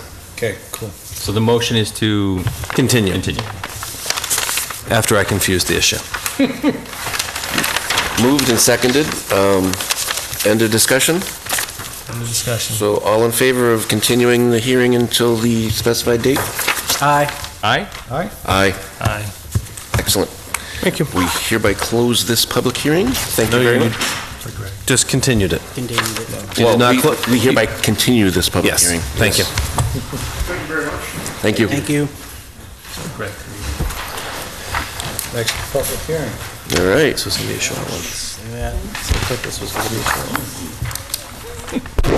Should I shut up, hear ye for dramatic effect? I would appreciate it. The Lunenburg Planning Board will hold a public hearing on May 23rd, 2016 at 6:35 PM, Town Hall, 17 Main Street, Lunenburg, Mass., to hear and discuss a stormwater management special permit under Section 6.7 of the Protective Bylaw of the Town of Lunenburg. The special permit is for development of 9 single-family home lots and associated site work at 175 Northfield Road, map 051, parcel 0037, Lunenburg, Mass. Owner applicant Matthew Olson, Asherin LLC, P.O. Box 283, Ringe, New Hampshire 03461. The application and plans are available for viewing in the planning office. Thank you. Good evening, how are you? Good evening. My name's Peter Blaisdell, PE, I'm just part of the design team here for the project for Mr. Olson. I know it's getting late, so I'll try to be brief and just cover some of the topics that are important, and then I'll just let you have whatever kind of comments you want. I know you have a rather voluminous stormwater application, so I'll focus just sort of on the drainage design type of thing. If there's some things that you want to ask, I can get you answers to. I don't think we need to go through everything, otherwise no one else will ever get home. So with that, so I assume everybody's familiar with the site. It's basically in the section between Northfield Road, Oak Avenue. The middle school is on this side.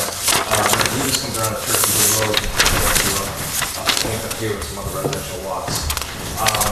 So this is a little bit probably unusual than what you're used to seeing. It's a 9-lot subdivision. However, as you can see, there's no road. There's no 50-foot or 40-foot layout with a cul-de-sac at the end and access. So all of these lots are accessed off of existing roads that are there now, Northfield Road or Oak Avenue.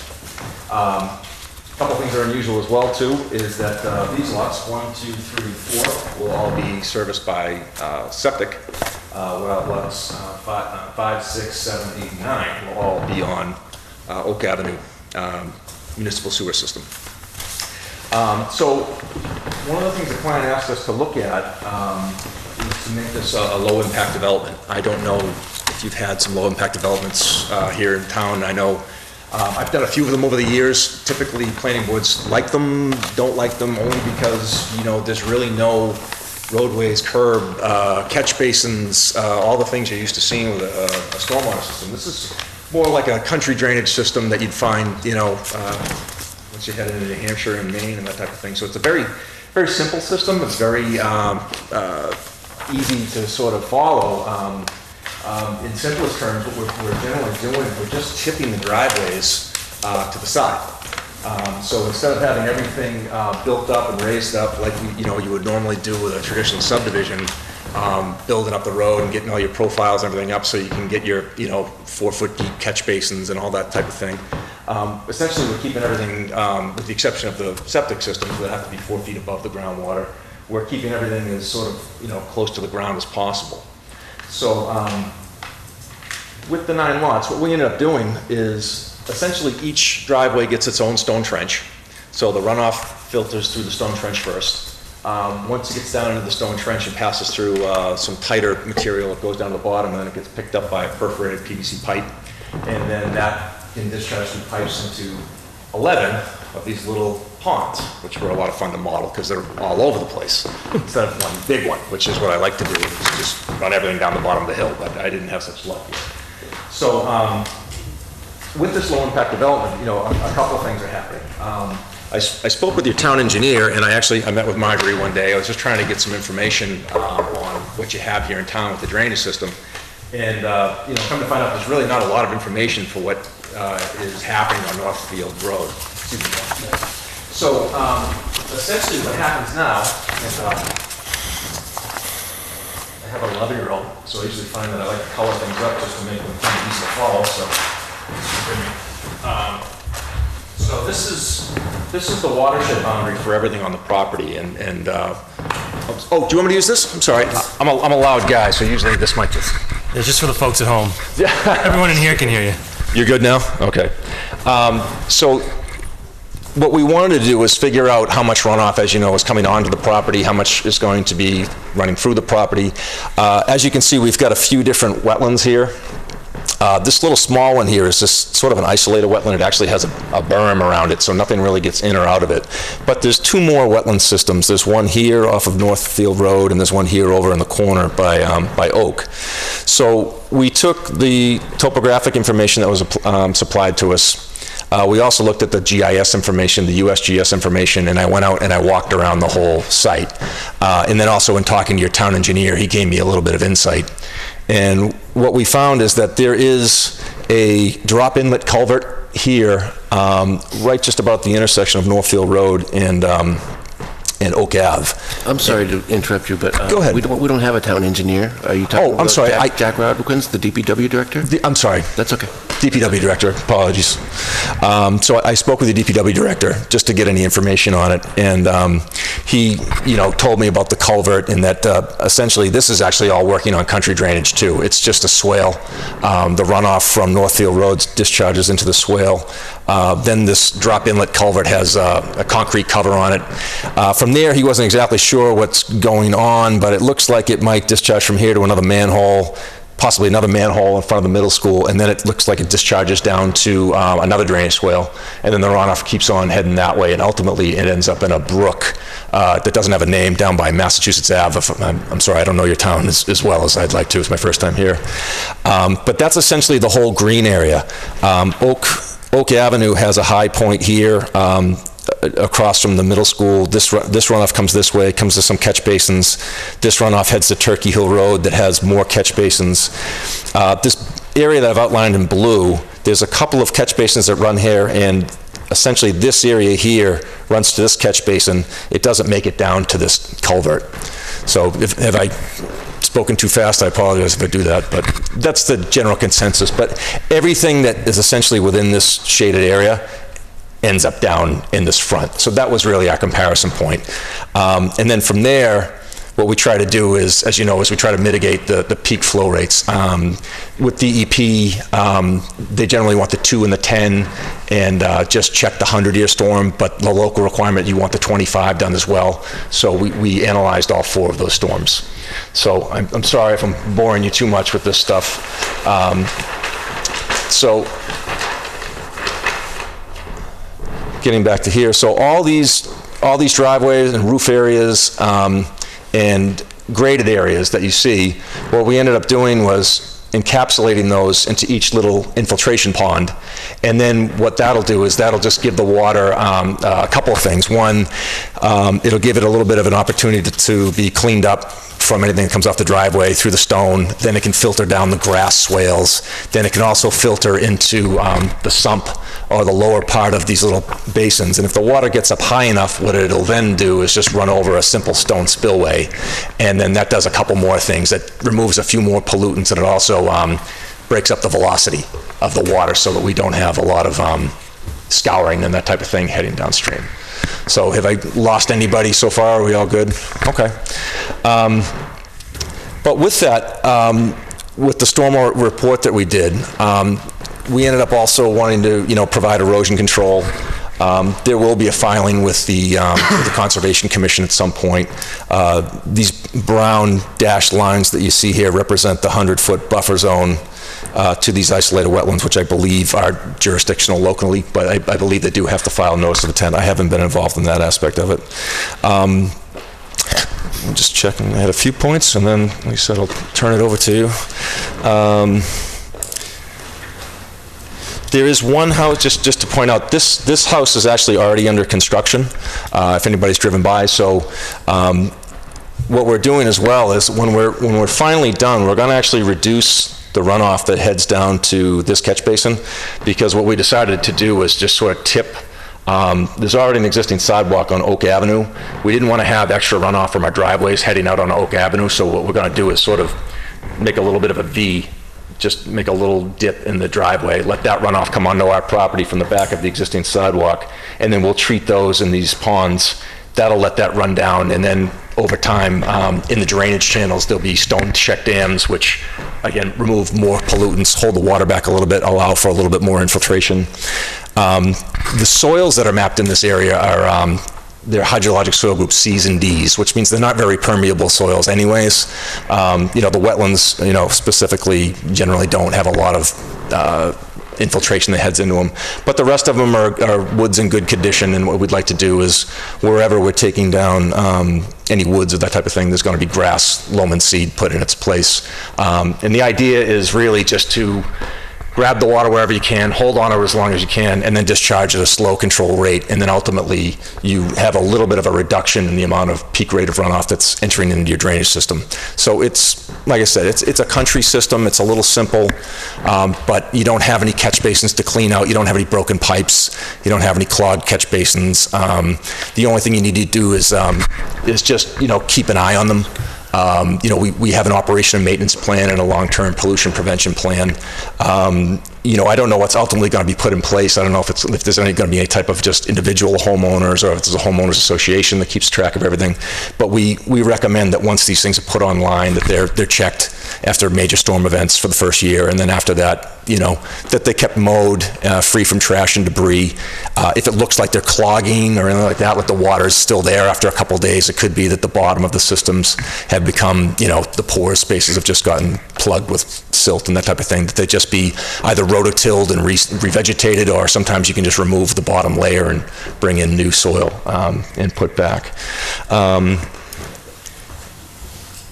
The only other thing I was going to mention to you is, so there's no wetland disturbance with any of these lots. There's just buffer zone disturbance. Linfield Engineering, I believe, already spoke with your DPW director. So each one of these driveways will have a little bit of a little crossing that goes from Northfield Road onto our property, and each one will have twin 12-inch culverts below it with trap rock or rip rock at the front and the back. So same thing, it'll keep from scouring, keep sediment from transporting downhill and downhill. It'll give it a nice easy place so that if somebody has to come in and clean it, you can pretty much do it with a shovel. But that's basically it in a nutshell. So if you have some questions, please feel free, and I'll do my best to answer them. First question, was this required to go to conservation? Because the A&I law obviously didn't have to go to conservation. Well, correct. They did have to for the building, for the individual lots, probably, right? They will for the individual lots. They have not yet? I don't believe so. Okay. So then conservation hasn't seen this either? I believe conservation has seen it. I don't think that they have had a hearing or public meeting on it. Okay. I have not in the last 6 months. I've been to every meeting. So. Go ahead. There was an ANRAD file. They have reviewed the wetland delineation. Right. So that was cemented in. Right. This is Mark. He's a registered sanitarian on it. He is correct. The Concom has seen the site and the wetland resources. Mm-hmm. They just haven't seen any of the proposals. The development proposal. There was an ANRAD filed, and an order of resource delineation was issued for the project. Okay. And I think that was what originally this was approved as 10 lots, if you recall, and they brought in an amendment to make it 9. That was based on Concom's acceptance of the ANRAD, because that blobby wetland off of Northfield Road originally had a lot with a house sitting in the middle of the wetland, if I recall correctly. But the way that they had originally divided it was altered based on the wetland delineation. Mr. Chair, I have a question. Yes. So, with a country system like this and all the maintenance that may be associated with it, that's the responsibility of the DPW to pick? No, I think in this case, we're talking about essentially individual systems for each lot to maintain the driveway. Is it the homeowner Yes, that has to be? it is. And I think what I would suggest, this is a decision that is required to be recorded at the Registry of Deeds.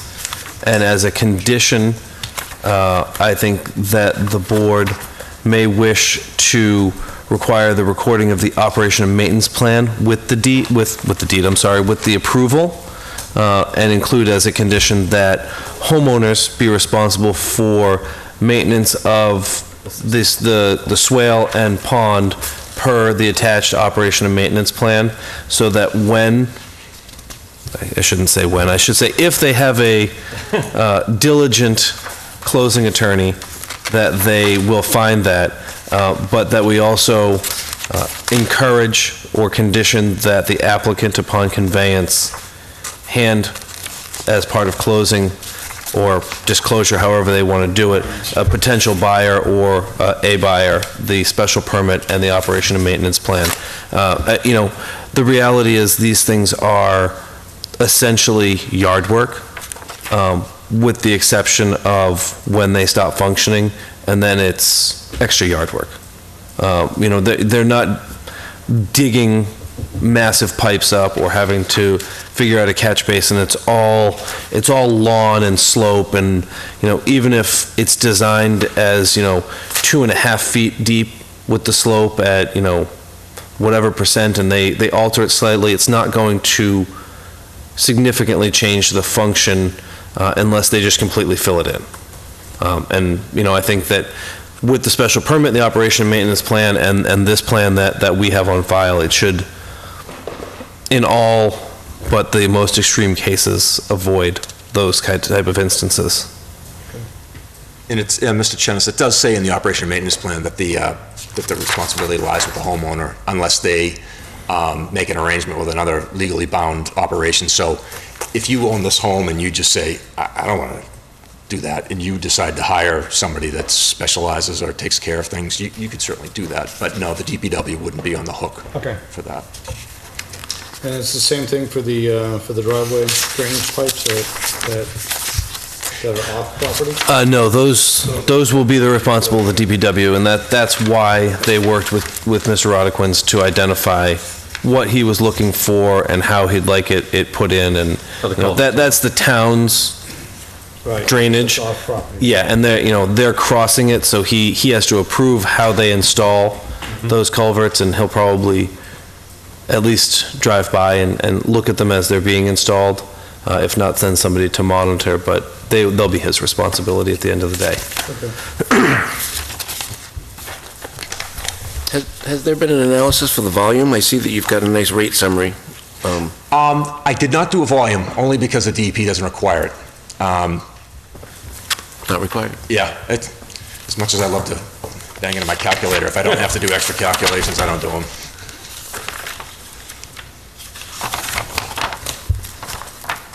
If there's no other questions from the board, I'd make a motion that we approve. Excuse me, Mr. Chair, I did have one comment. We did approve the Northfield Road entrances through the scenic. Yes, you did. Have we checked to make sure that? Yes, these are the same entrances.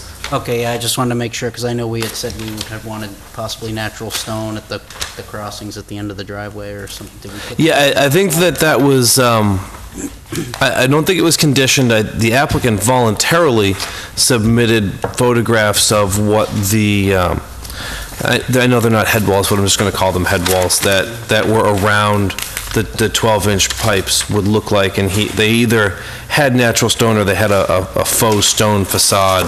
So you can condition it such that it looks like a stone bridge. Yeah, I mean, and that's something you can certainly add in as a condition of the special permit. Okay. Most likely, it's probably going to be poured concrete, but you can put a facade on it, Yeah. type of thing. And I think that's what he had originally proposed to us. Okay, yeah, I just want to make sure it's consistent with what we had already reviewed. Is there any public comment on this project? Yes, please. Step up and state your name. 100 Royal Fern. I'm on the water out of the woodlands, so we're sort of downhill from it. Yes, sir.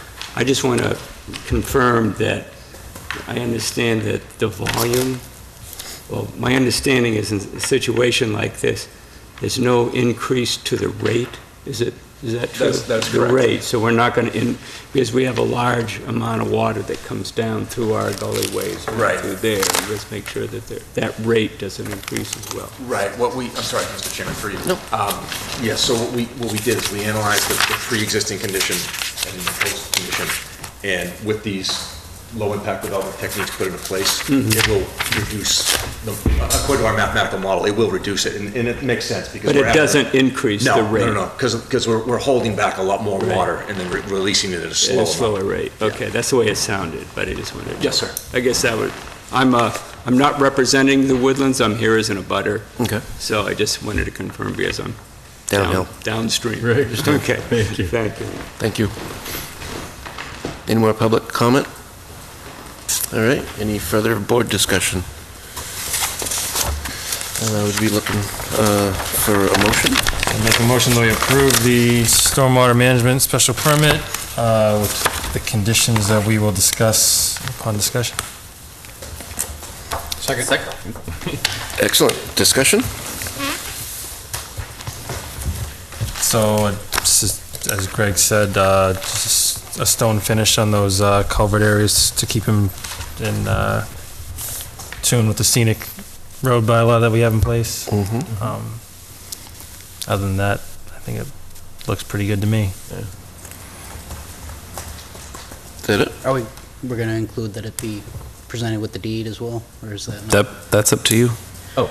I don't get to make conditions. Yes, I'd that's like to right. make the condition that we include the maintenance Requirements. with the deed as Oh, you mean with the approval? right. Yeah. Okay. So that's operation and maintenance and long-term, it's a long-term operation and maintenance? Yes, the O&M covers both of those. And now, do you want to include a condition that the applicant present buyers with a copy of the approval, or is that you just want to include the recording of the I'd like them O&M? to be required to give them the approval, copy of the I'm approval. not exactly sure how to word it, but The notice anytime the property closes, the new owners need to be made well aware that they're taking on the responsibility of the operation and maintenance of this drainage area. It seems unusual. I mean, I work with land stuff like this, and I don't remember ever seeing like a deed writer like that. But- Really? Oh, I've seen these attached to deeds. Okay, I mean, I've seen septic issues attached to deeds. sure. That's what I have. And I mean, this is not, it's not a septic issue, but it's not dissimilar. Now, has this gone before a review engineer? No. No. And again, I looked at this very similar to the one that we saw on West Townsend Road. This applicant actually chose to design a more robust system, but you're essentially looking at the erosion and sedimentation is a much bigger issue in a development like this than the post-construction runoff. There can be post-construction issues, but if he goes and opens all 9 lots, it can get messy very quickly if there isn't erosion and sedimentation control. And I think on A&R lots like this, that's really what we're looking to take control of. And I know that you have a fairly detailed plan of that. Yeah, Mr. Chairman, Are we allowed to hear this? There's a, there is a motion on the floor. there's a motion on the floor. I'm there sorry. is a, in addition to Does the, that mean no? I'm sorry. Yeah, they're in discussion of a motion, so that's sorry. additional evidence. I'll be quick. Sorry about that. All right, any further conditions or conditions upon the approval? So just to reiterate, the conditions were the stone faced, The stone finish on the culverts and the O&M and either the deed rider or attachment to, Notification of. for Of purchasers. some sort, yeah. Yeah. What about the construction duration, sediment filtration, like to protect the wetlands and so forth? Is that called out in this plan? It is. They do show their hay bales and silt fencing, and once they work within once they start getting towards the resource areas, which in Lunenburg includes the buffer zones, they'll be required to have conservation's blessing on that. Okay, Yeah, conservation's gonna have to look at it. okay. All right, very good. All in favor of the approval with the conditions as stated? Aye. Aye. Aye. Aye. Excellent. Thank you.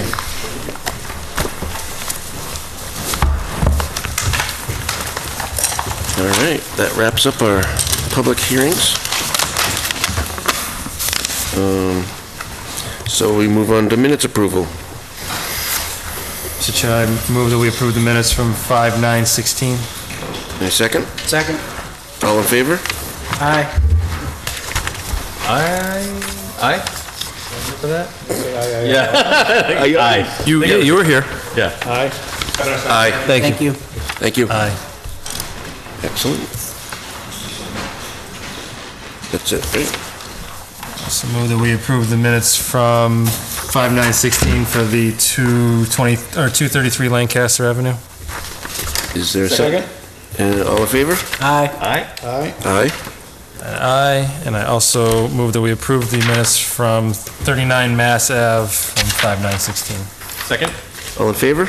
Aye. Aye. Aye. Aye.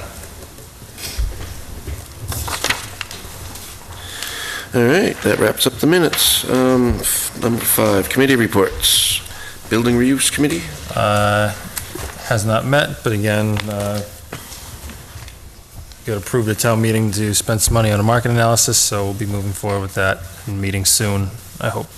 I know that just to add on to that, I know the scope of work was put together and the notice for bid will be in the paper soon. So if you know anyone who has market analysis, let them know. Very good. Very good. Capital Planning Committee has not met. Agricultural Commission, I was unable to attend their last meeting, but again, the farmers market does open. Their first day will be June 5th at the in front of the library, the old library, which is The Ritter Memorial Building. Thank you. The new guy's correcting me. Because there'll be some angry people at the library if we don't be clear about that. That's very true. Where are the vegetables? All I have is these books. And then Stormwater Task Force, I also missed that meeting, but they had to cancel their community cleanup that was slated for Route 70, and they are intending to have that next year. And at that meeting, Ed Himlin of the Massachusetts Watershed Coalition attended and gave sort of an outline of what his understanding of the 2016 MS4 permit will look like going forward. And the task force discussed with him what items and services he may be able to provide and at what cost to assist in moving the town towards getting their notice of intent filed and starting to work towards compliance with that permit. Excellent. Excellent. MJTC? Yeah, last meeting was May 18th. In general, it was a pretty straightforward meeting with some minor exceptions. There was a large community of people that showed up from the Fitchburg and Leominster area that were there to, provide comment and complaint about the MART performance and how it's not really on schedule and so forth. So there was a lot of discussion and explanation around that. I think that the MJTC provides more input on routes that would need to be added as opposed to the performance, but we did take their complaints and concerns and promised to pass them on. As usual, there's a lot of discussion about the TIP. Of interest to Lunenburg is the Summer Street project. As you know from the last meeting, the value or the cost was going to greatly exceed what it was anticipated. They've now determined to span that into 2 years so that they can make budget. They're targeting 2017 and 2018. But they are they are reviewing the 75% review at this point in time, and they're still professing that it looks like 2017 is at risk. They say that there's still lots of items to get to the 100%. There are right-of-way concerns with the project, and in spite of the financials being covered by moving it to a 2-year project, they're still concerned with a 2017 start based upon the current design state. They need right-of-way takings? Yeah, I guess there's some right-of-way concerns with the Summer Street project. Okay. I guess that surprises me for an 80-foot layout, but I guess I shouldn't be surprised. Propagating information. The TIP is going for a draft review in June with a target acceptance of July, so that's up on the site if it wants to be reviewed by anybody. And also the Unified Planning Work Program, the UPWIP UPWP, is also targeting draft for June, so that'll be put on the site as well, and also targeting July acceptance at the same time. And other than that, there wasn't really anything of significant interest. The next meeting is June 15th. Excellent, thank you. The MRPC? I have nothing to report. The next meeting should be coming up in the next week. Okay, very good. Open space, nothing going on either, but as we just discussed, we may have a meeting coming up, I would say probably within the next month. Now, that group, I would think, would be interested in the ZBA hearing? Yeah. Right? Yeah, that's what I mean. Yes, sir. Very good. School Building Committee? School Building Committee met on May 11th. The construction of the building is 95% complete. They're going to be moving on to Phase 2. They're scheduled to move the furniture between the June 17th and June 20th. We made 2 change orders. We approved 2 change orders. One was for $5,400 for an elevator operator. Due to the Verizon strike, they couldn't get the elevator accesses they needed, so they had to hire a operator for 3 days to get the furniture in, because they're going to be taking delivery of the new furniture, so they need to get it where it needs to go. for 3 days? Pardon me? I need that. $5,400 for 3 days? For an elevator operator, yep. Interesting. So thanks, Verizon. And then we approved it. in between the concession stand and the existing turf wall, they had originally proposed a fence, but due to maintenance concerns, they decided to raise the grade on the side of the existing turf field so that there's not a drop-off, so they won't need the fence, and it won't be a safety issue. So it's... Low maintenance. Well, right, it's there forever. We'll never have to replace the fence, and Mr. Londa voiced concerns over snow plowing, things of that nature, hitting the fence, because the fence would have cost $9,000, so we just added another $10,000 to make it so we'll never have to maintain it again. And that's about it. Excellent. I will say, I saw some pictures of the interior of the school that were shared with me. It's beautiful. Oh, It's coming out very, very nice. It's great. My understanding is that the building inspector is looking, or the construction team is looking to schedule a final occupancy inspection with the building inspector, so I expect within the next week or so that that's going to happen. Just question, do you Sure. know if there are going to be tours? They do a construction tour every Wednesday, I think, or every other Wednesday. And I think that they're going to offer tours over the summer. Yeah. There's been some discussion about letting the public get in there and see it before it's tarnished. But you can contact the site manager, Rob Alger, from, he works out of the trailer. So, Excellent. Now, we can move on to the Green Community Task Force. Green Community Task Force is supposed to meet May 31st the bids for the requests for proposals for the 4 projects are supposed to be posted shortly, and then we needed to have a meeting so we could approve those. So And you have all the members you need?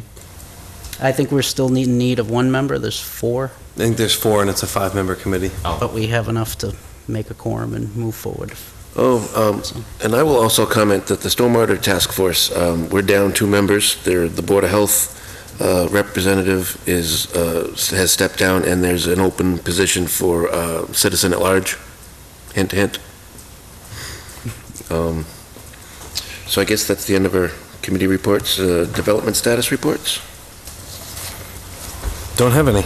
Just some plans to endorse. Nobody's under construction right now. I know that Unitil has been speaking with the building inspector about pulling their permit, and they've been getting their sign-offs and jumping through the fiery hoops that involves. So I would expect to see them begin construction soon. Lunenburg Self-Storage has begun construction, and I think they're still out there right now with the ram breaking up some of the rock. So you folks over in Whalum and Pleasant Street, I'm sure, enjoy that nice vibration. Sunday.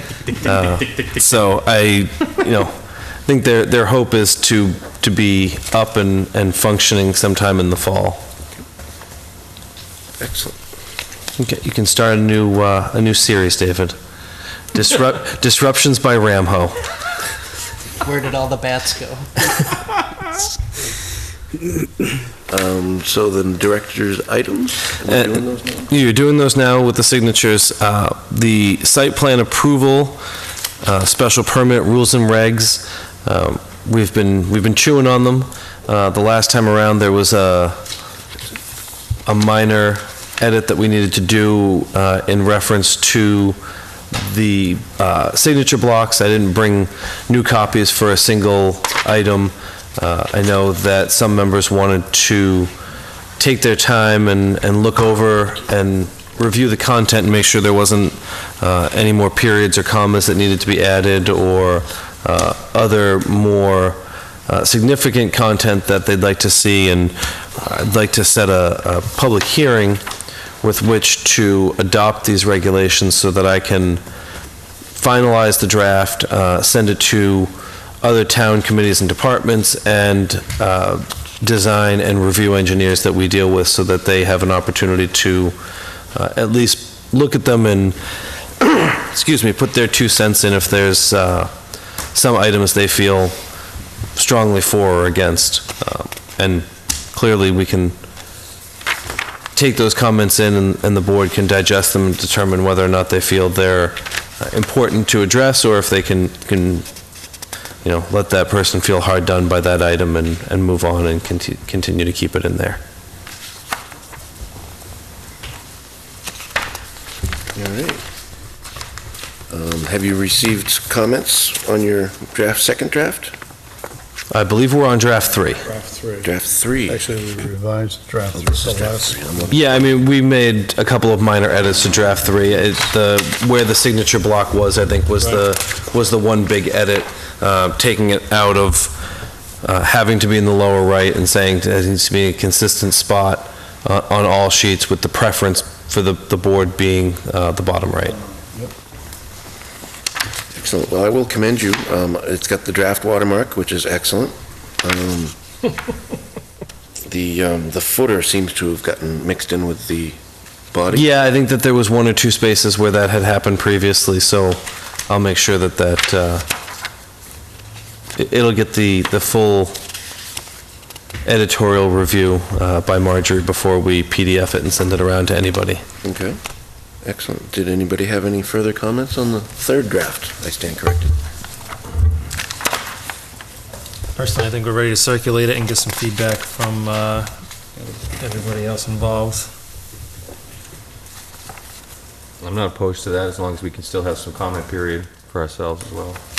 Yeah, and, what I would do is I would suggest that we set the June 27th meeting for a public hearing, which would be advertised on the 13th and the 20th. If the board has comment prior to the 13th on minor items that are, Scrivener's or other just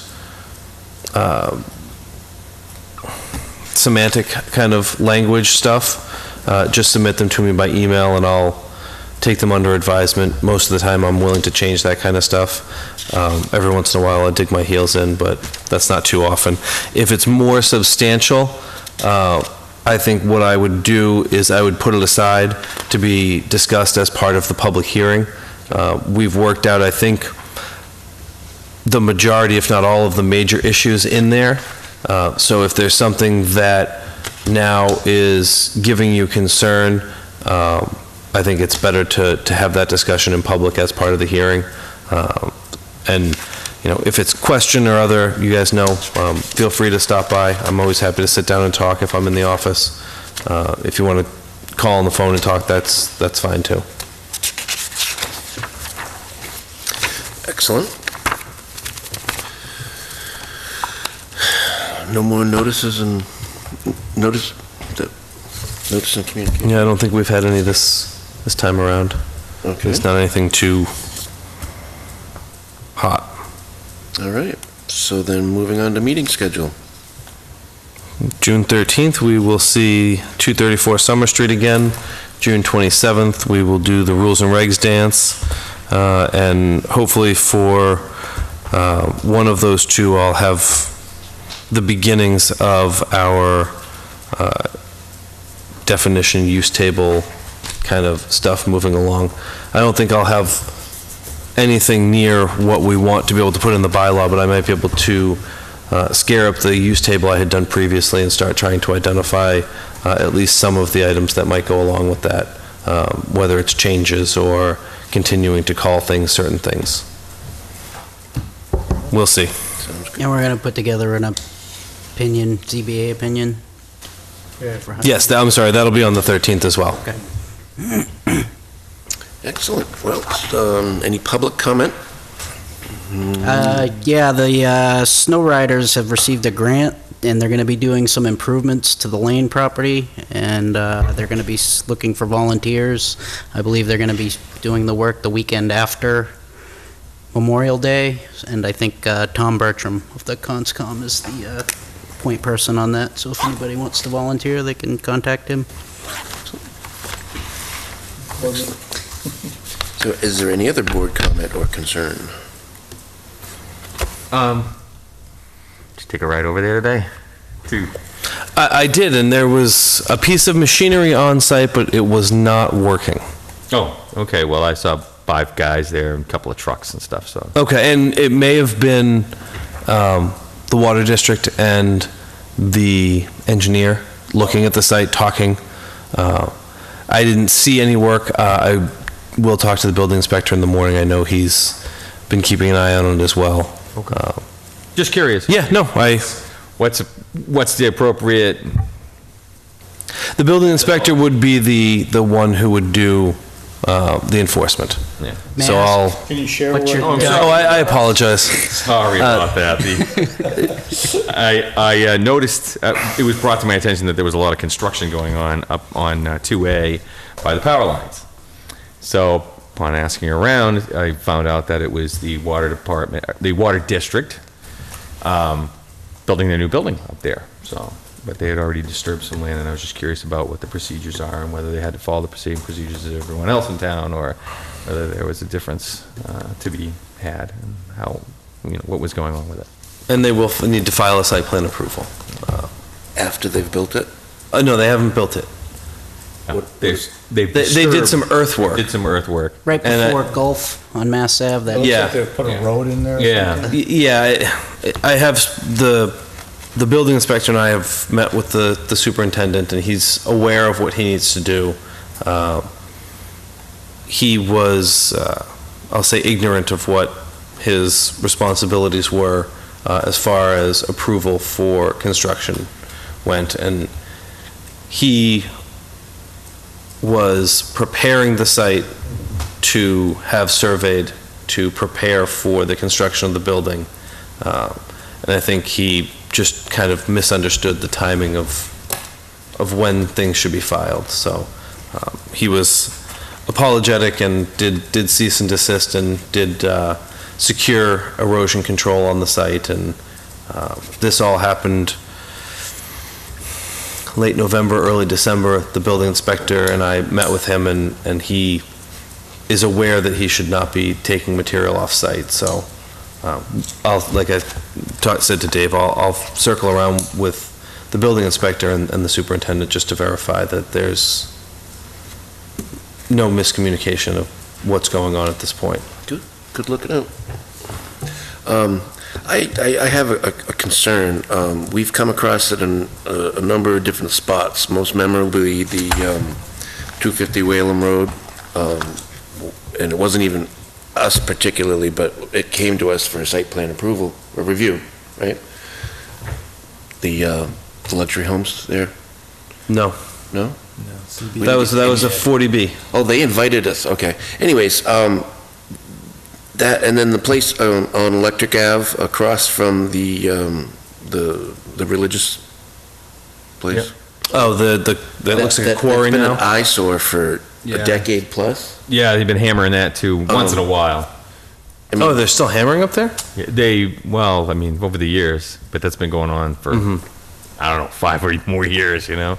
I mean, I'm the last person to suggest more regulation on private property, but for sites like that, is there any way that we can kind of preempt the development of a parcel so that it disallows the clearing of it before they apply for something that requires a natural buffer?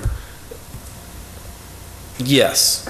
In theory, or by law, if they're clearing a property, they need an earth removal permit because they're essentially removing earth. If there's more than an acre, they need to file a... Well, then we get into the need for stormwater special permit and those kind of things. Now, clearing, as far as cutting goes without removing the stumps, doesn't trip stormwater because it's not disturbance. Because I know it changes the character of the land from... I'm sorry, clearing without cutting? Clearing without stumping. Oh. Because you can semantically argue it either way. My understanding is the way EPA interprets it is if the stumps are there, you haven't disturbed the earth. I see. And therefore, you're not... as far as earth removal goes, if you're just removing earth to sell and move along and, your Keatings, your Powell, your graveling, that's earth removal. By case law, if you are removing earth from a site in preparation for use associated with a granted permit, you're not subject to earth removal bylaws because it's not earth removal, it's site preparation. And again, without having the permit granted, you're removing earth technically, and then becomes enforcement under the earth removal bylaw. So that's the way that it would need to be addressed. Where does stump grinding fall in that regulation? As far as... Does that count as disturbing the area? Yes. Once you start grinding the stumps, because then... Is there some distinguish of how deep you grind them? If they're ground to flush ground, is that disturbing? That's kind of a fine line. No, I think that once you start getting below the ground is where because once you start removing the ability of the stump to hold the soil, is where the disturbance, it's earth disturbance of an acre or greater. Okay. So that's the way that I've always understood it. Okay. Yeah, I mean, if you've got a 4-foot stump and you grind, so 3.5. If they flush grind stumps and then cover that with loam to seed an area, that doesn't require any kind of, No, I wouldn't imagine it would. Okay. So technically you can put in a pasture or something like that without Yes. requiring. I would infer that you could do that. Okay. So since we have an earth removal bylaw, could we have also a tree removal bylaw? Or Sure. a deforestation bylaw? You Or certainly could. would there be any interest in? And that would be a general bylaw, not a zoning bylaw. Okay. So that would require you to file paperwork if you were even going to cut down some number of trees. Well, yeah, you would either do it by square footage of clearing or number of trees or... Well, I know Shrewsbury recently passed one. I mean, I understand where you're going with the first part. Is this your remedy? Is it suggesting that? Well, would be the that remedy? was going to be my next question, is do you think this would impact what I was going at in the first place? Or Site there clearing something in else we can anticipation. do Within the existing framework that would, I don't know the situation either at 250 Whalum or on Electric Ave. How about that 2 solar fields? Well, I don't know the situation there either that preceded that. My understanding was the solar fields were going to build solar fields, and they had a way to do it legally prior to the change in bylaw, and they were pursuing that. The bylaw got changed, they got caught with their pants down because they didn't have a permit in hand and became subject to the new permit. So one could again make an inference that they were proceeding a site preparation under what they understood to be a by right use by the way the bylaws were written. And Electric and Whalum, My understanding with Whalum is the gentleman has owned it for many years and kind of has done a variety of different things down there between forest cutting, stump storing, general ignoring, and is now proceeding with the construction of his first 2 buildings under his comprehensive permit. Just a thought I wanted to get in people's heads. And Electric Ave, I mean, that just... Well, it's a good thought. I mean, it does look like. Electric, I'm not sure, as far back as I can recall, Electric was kind of like that, you know what I mean? The earth wasn't disturbed the way that it is. But it wasn't a forest. It wasn't a forest. Yeah, it's always been an outcropping. Yeah. At least the way that it looks like it's been a broken up outcropping now, but... But the other one, Whalum, was beautiful Was it? forest, and now it's just you look at it, it looks like a bomb went off. Stumps everywhere. Yeah. Torn out of the ground, just sitting there, you know? I believe they've been dumped there, and those aren't the stumps that were... I wouldn't be really? surprised. Oh. Well, it's a mess anyway, so, yeah. Well, he's going to start building soon, so I would look forward to it being cleaned up, because I don't think you're going to get very far if it's a pile of stumps. No. We're gonna have some beautiful high-rises. Mid-rises, I guess. I don't know. So something to revisit? Sure. I guess if there's no more, any more board comment, concerns, I would be open for a motion to adjourn. So moved. Second.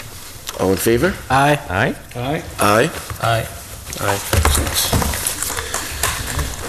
Nice job passing this back. Hey, there we go. You're not taking it home? No. You don't have a fireplace? Yes. In A box or in B box?